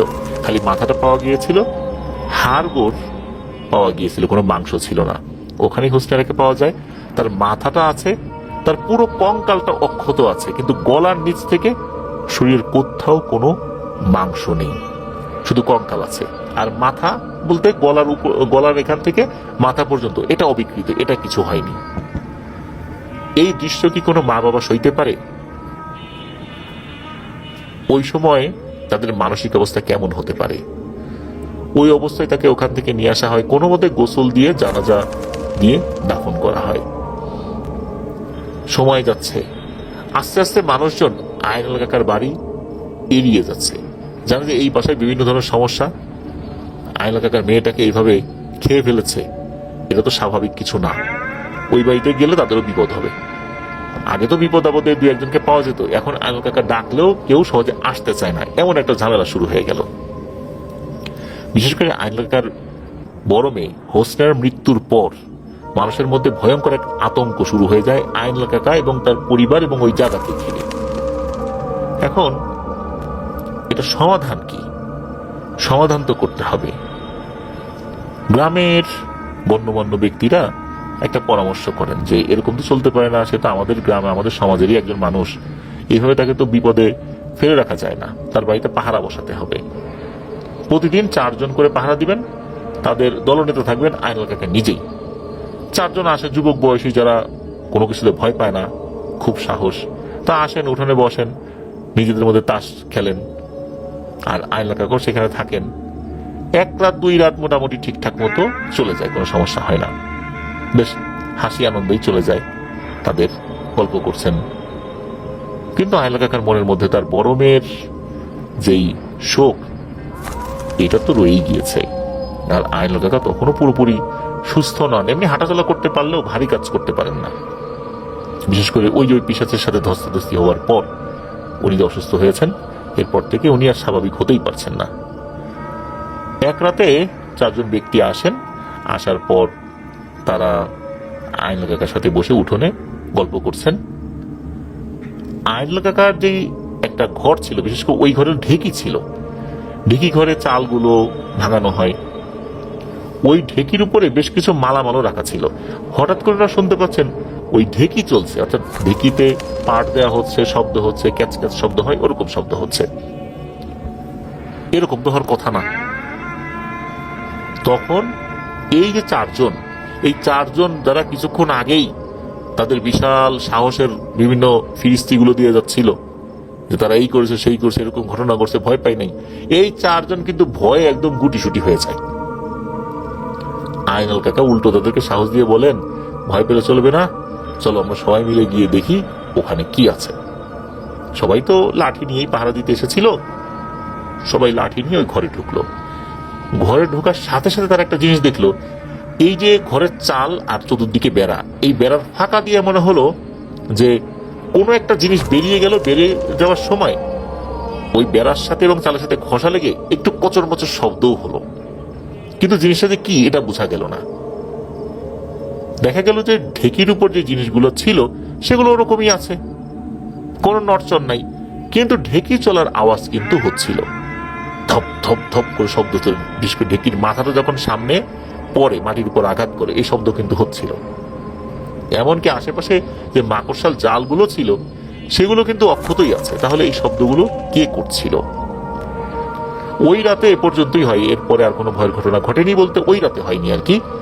এরপর তো পরদিন সকালবেলা গ্রামের লোকজন নিয়ে রাতের এই ঘটনাটা যখন শেয়ার করা হলো, তখন আসলে মুরব্বীরা বুঝতে পারলেন যে এইভাবে পাহারা দিয়ে এই সমস্যার সমাধান হবে না। একজন ভালো হুজুরকে নিয়ে আসতে হবে। এছাড়া এভাবে পাহারা দিয়ে কি একটা মানুষের বাড়ি সবসময় রক্ষা করা যায়, তাদেরকে রক্ষা করা যায়? তারা একজন ভালো আলেমের সাথে যোগাযোগের চেষ্টা করলেন। গ্রামের মধ্যে যে কয়েকজন ছিলেন, ইনারা এই আইনুল কাকার সাথে কথা বললে তারা বললেন যে ঠিক আছে, আমরাও যাব, প্রয়োজনে কথা বলবো, কোনো সমস্যা নেই। একজন হুজুরকে নিয়ে আসা হয়। হুজুর নাকি এসেই বলতে থাকেন যে এখানে কিভাবে মানুষ বসবাস করে, এখানে তো মানুষ বসবাস করার কথা না, এটা তো জিনেদের বসবাস করার জায়গা, এখানে আপনারা কিভাবে আছেন? তখন ওই হুজুর বলেন যে দেখেন, এখানে যদি একটা দুইটা জিন থাকতো আমি না হয় সরিয়ে দিতাম, এখানে তো শয়ে শয়ে জিন আর শত শত বছর ধরে এরা আছে, এখান থেকে তো ওদেরকে সরানো খুব মুশকিল। হুজুর বলছেন যে এখানে দুইটা বড় বড় কড়ই গাছ ছিল না, আপনি কড়ই গাছ দুটো কেটেছিলেন, আপনি তো ওদের বাসস্থান নষ্ট করে ফেলেছেন, এই জন্যই তো ওরা এত ক্ষিপ্ত। এখন এটা নিয়ে খুব বেশি দূর কাজ করা যাবে বলেও মনে হয় না, তারপরও দেখি কি করা যায়।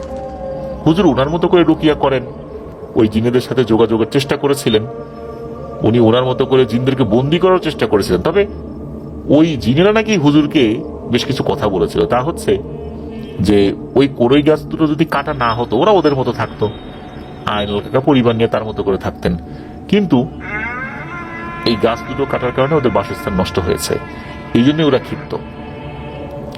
আর তারা কিছু শর্ত দিয়েছে যে ঠিক আছে, আমরা আইনাল কাকাকে আর বিরক্ত করব না, তবে নতুন করে আরো দুটি কড়ই গাছ রোপণ করতে হবে, মানে ছোট চারা রোপণ করতে হবে, আর একটা আস্ত গরু তাদেরকে দিতে হবে। তাহলে আপাতত তারা কোনো ক্ষতি করবে না, তারা তাদের মতো থাকবে, আর আইনাল কাকার মতো থাকবেন তাদের পরিবার নিয়ে। তো এরকম একটা সমাধানে আসে। আইনাল কাকা সেই অনুযায়ী গরু দিয়ে দেন। তো গরু দেওয়ার একটা নির্দিষ্ট জায়গার কথা বলেছিল আইনাল কাকা, যে একাই যেতে হবে ওখানে, বিষয়টা এরকম না, কয়েকজন মিলেও সেখানে যেতে পারে, কিন্তু শর্ত হলো গরু দিয়ে আসার পর পেছন দিকে তাকানো যাবে না। আর এটা সেই জায়গা যেই জায়গাতে ওই যে একটা গরু শুধু মাথা বাদে সব পুরো অংশ খেয়ে ফেলেছিল, ওই জায়গার কথা বলে ওখানে দিয়ে আসতে হবে। আইনাল কাকা কয়েকজনকে সাথে নিয়ে একটা গরু ওখানে দিয়ে আসছিলেন। দিয়ে আসার পর কিছুটা পথ এগিয়েছেন, হঠাৎ করে ওই গরুর একটা আত্মচিৎকার ভেসে আসে। আত্মচিৎকার হতে হতেই মনে হলো থেমে গেল। অনেক সময় একটা সাউন্ড তীক্ষ্ণ থাকা অবস্থায় হঠাৎ করে বন্ধ হয়ে গেলে যেরকম হয় ওরকম। এরপরে চপচপ শব্দ, কটর মটর শব্দ, এতটুকু পেয়েছিলেন, বুঝতে পেরেছেন যে কিছু একটা ওই গরুটাকে ধরে খেয়ে ফেলছে। ওনারা ওখান থেকে চলে আসেন। পরদিন ওখানে যাবার পর ওই গরুর মাথাটাই শুধু ছিল, বডিগুলো এলোমেলো অবস্থায় ছিল, শুধু হাড় পড়েছিল, মাংস ছিল না, ঠিক যেমনটা হয়েছিল প্রথম গরুর মতো, বিশেষ করে যে গরুটাকে খেয়ে ফেলা হয়েছিল। এরপর আইনুল কাকার বড় মেয়ে হোসনিয়ার সাথে যেটা হয়েছিল, আর ঠিক একই রকম ভাবে এই গরুটাও ওই পরিণতি বরণ করেছে। তবে এটা তো ওনারা দিয়েই আসছিলেন। এরপর থেকে কিন্তু উনি পরিবার নিয়ে ঠিকঠাক মতো মানে বসবাস করছেন, খুব একটা সমস্যাও হচ্ছে না, মোটামুটি চলছে, দিনকাল চলছে। এভাবে আরো অনেকগুলো সময় কেটে যায়, এর মধ্যে কোনো ভয়ের ঘটনা ঘটেনি, উনি ওনার মতো করেই আছেন। একদিন হয় কি, একটু সন্ধ্যার আগ দিয়ে আইনুল কাকা দেখতে পান একজন ফকির গোছের মানুষ, তার কাঁধে একটা ঝোলা আছে, হাতে একটা লাঠি আছে, উনি পুকুরের পানিতে হাত মুখ ধুচ্ছেন। তো দূর থেকে আইনুল কাকা এটা পর্যবেক্ষণ করছেন যে এই বৃদ্ধ লোকটা এখানে আসছে। উনি দূর থেকে বললেন যে কে গো, আপনি কোন বাড়িতে যাবেন? ওই লোকটা কথার কোনো উত্তর দেয় না। ওই লোকটা উল্টো বলে তোমার বাড়ি কোথায়? এই কথায় আইনুল কাকা একটু মন খারাপ করেন যে আমার বাড়িতে এসে আমার পুকুরে হাত মুখ ধুয়ে আমাকে জিজ্ঞেস করছে তোমার বাড়ি কোথায়। এই লোকটা তো আগে এই গ্রামে কখনো দেখিনি, আমি তার পরিচয় জিজ্ঞেস করলাম, সে উল্টা আমার পরিচয় জিজ্ঞেস করে। উনি বলছেন যে আমার বাড়ি তো এখানে, আপনি দেখতে পেলেন না যে আমি বের হয়ে আসলাম বাড়ির ভিতর থেকে, আমার বাড়ি এটাই, আপনি কে, কোথায় যাবেন? তখন ওই বৃদ্ধ লোকটি বলছে এটা তোমার বাড়ি না পিশাচের বাড়ি? এখানে কোনো মানুষ থাকে না পিশাচ থাকে? আমি তো খালি পিশাচদেরকেই দেখি, আর তো কিছু দেখি না, মানুষ কই, তোমারই দেখতেছি মানুষ। তখন উনি বলেন যে আসলে কি বলবো মুরব্বী, এরকম এরকম ঘটনা তো ঘটছে, পরিবার নিয়ে অনেক অশান্তিতে আছি, তবে এখন কম, এখন তেমন কিছু হচ্ছে না, আমার মেয়েটাও মারা গেছে এইভাবে এইভাবে। তখন ওই বয়স্ক মুরব্বী বলেন, ঠিক আছে, তোমাকে তোমার বাড়ির ভেতর নিয়ে চলো, আমি সন্ন্যাসী গোছের মানুষ, নিজস্ব কোনো ঘর বাড়ি নেই, এ মাথা থেকে ও মাথা ঘুরে বেড়াই সারা দেশেই, কোনো জায়গায় স্থায়ী হই না, কখনো কখনো কোনো কোনো মানুষের উপকার করার চেষ্টা করি, তোমার এই বাড়িটাকে আমি পিশাচ মুক্ত করব, তুমি রাজি আছো? তখন আল্লাহ কাকা বলেন, ঠিক আছে, আমি রাজি আছি। তখন ওই লোকটা কিছু কিছু উপকরণ সংগ্রহ করার কথা বলে, ইনস্ট্যান্ট সংগ্রহ করার কথা বলে, যে ওই জিনিসগুলো নিয়ে আসতে হবে। বিশেষ করে তখন 7 ঘাটের পানি লাগবে, 7টা পুকুরের পানি, ভিন্ন ভিন্ন জায়গায় পুকুর হতে হবে, একটার সাথে আরেকটা কোনোভাবেই সংযোগ থাকা যাবে না, একটু দূরে দূরে পুকুর হতে হবে আর কি।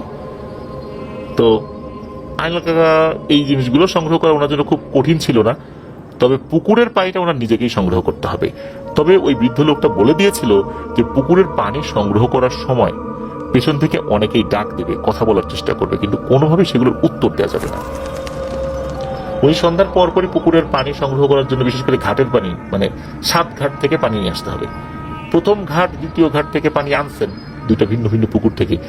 তৃতীয় ঘাটে যখন গিয়েছেন পানি আনবেন, নিয়েছেনও, যেই না ঘাট বেয়ে উপরে উঠেছেন, হঠাৎ করে পেছন থেকে ডাক আসে, বাবা আমাকে নিয়ে যাও, আমি আর একা থাকতে পারছি না। কণ্ঠস্বরটা ওনার খুব পরিচিত, ওনার মনে পড়ে যায়, আরে এ তো আমার বড় মেয়ে হোসনেয়ার কণ্ঠ, সে তো অনেক আগেই পিশাচদের আক্রমণে এই দুনিয়া ছেড়ে চলে গেছে। উনি পেছন দিকে ঘুরলেন, দেখলেন ওনার মেয়ে হোসনেয়ারা। তখন উনি বলছেন যে এই সমস্ত কথা বলে আমার কোনো লাভ নাই রে, আমি আমার কাজ করব, তোদেরকে এই বাড়ি থেকে তাড়াবো। তখন নাকি ওই হোসনেয়ার রূপটা পরিবর্তন হয়ে যায়, একটা বয়স্ক মহিলা, ওরকম ভয়ঙ্কর ঠিক না, মানে ওরকম একটা রূপ ধারণ করে, এবং বলতে থাকে, এই শোন, এই এতগুলো বছরে কি নতুন করে তোদেরকে কোনো ঝামেলা করছি? আমরা আমাদের মতো আছি, তোরা তোদের মতো আছিস। ওই বৃদ্ধ একটা প্রতারক, খবরদারের কথা শুনিস না। এই কথা বলার পর আইনুল কাকা আর কোনো উত্তর না দিয়ে উল্টো দিকে ঘুরে বাড়ির দিকে হাঁটতে থাকে।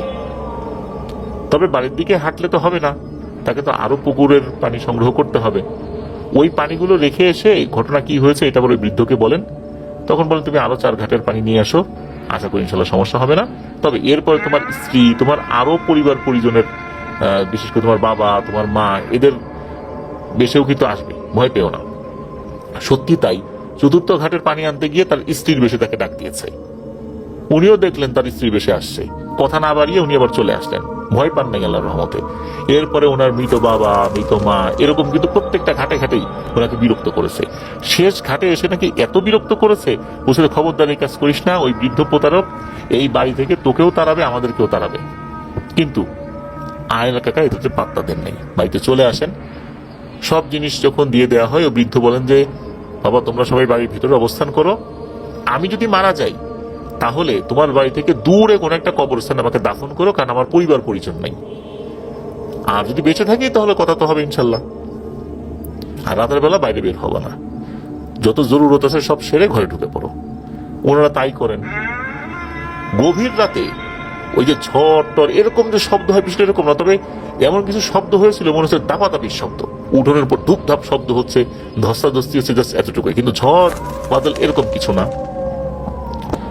ওই সময় কিন্তু বাইরে বের হওয়া নিষেধ ছিল। ওই বৃদ্ধ লোক বলে দিয়েছিলেন যে আমিও যদি ডাকি তাও ফজরের আগে দরজা খুলব না। সত্যি সত্যি ওনাকে ডেকেছিল ওই বৃদ্ধের গলায়, কিন্তু আইনুল কাকাকে ডেকেছিল, কিন্তু ওনারা বাইরে বের হননি।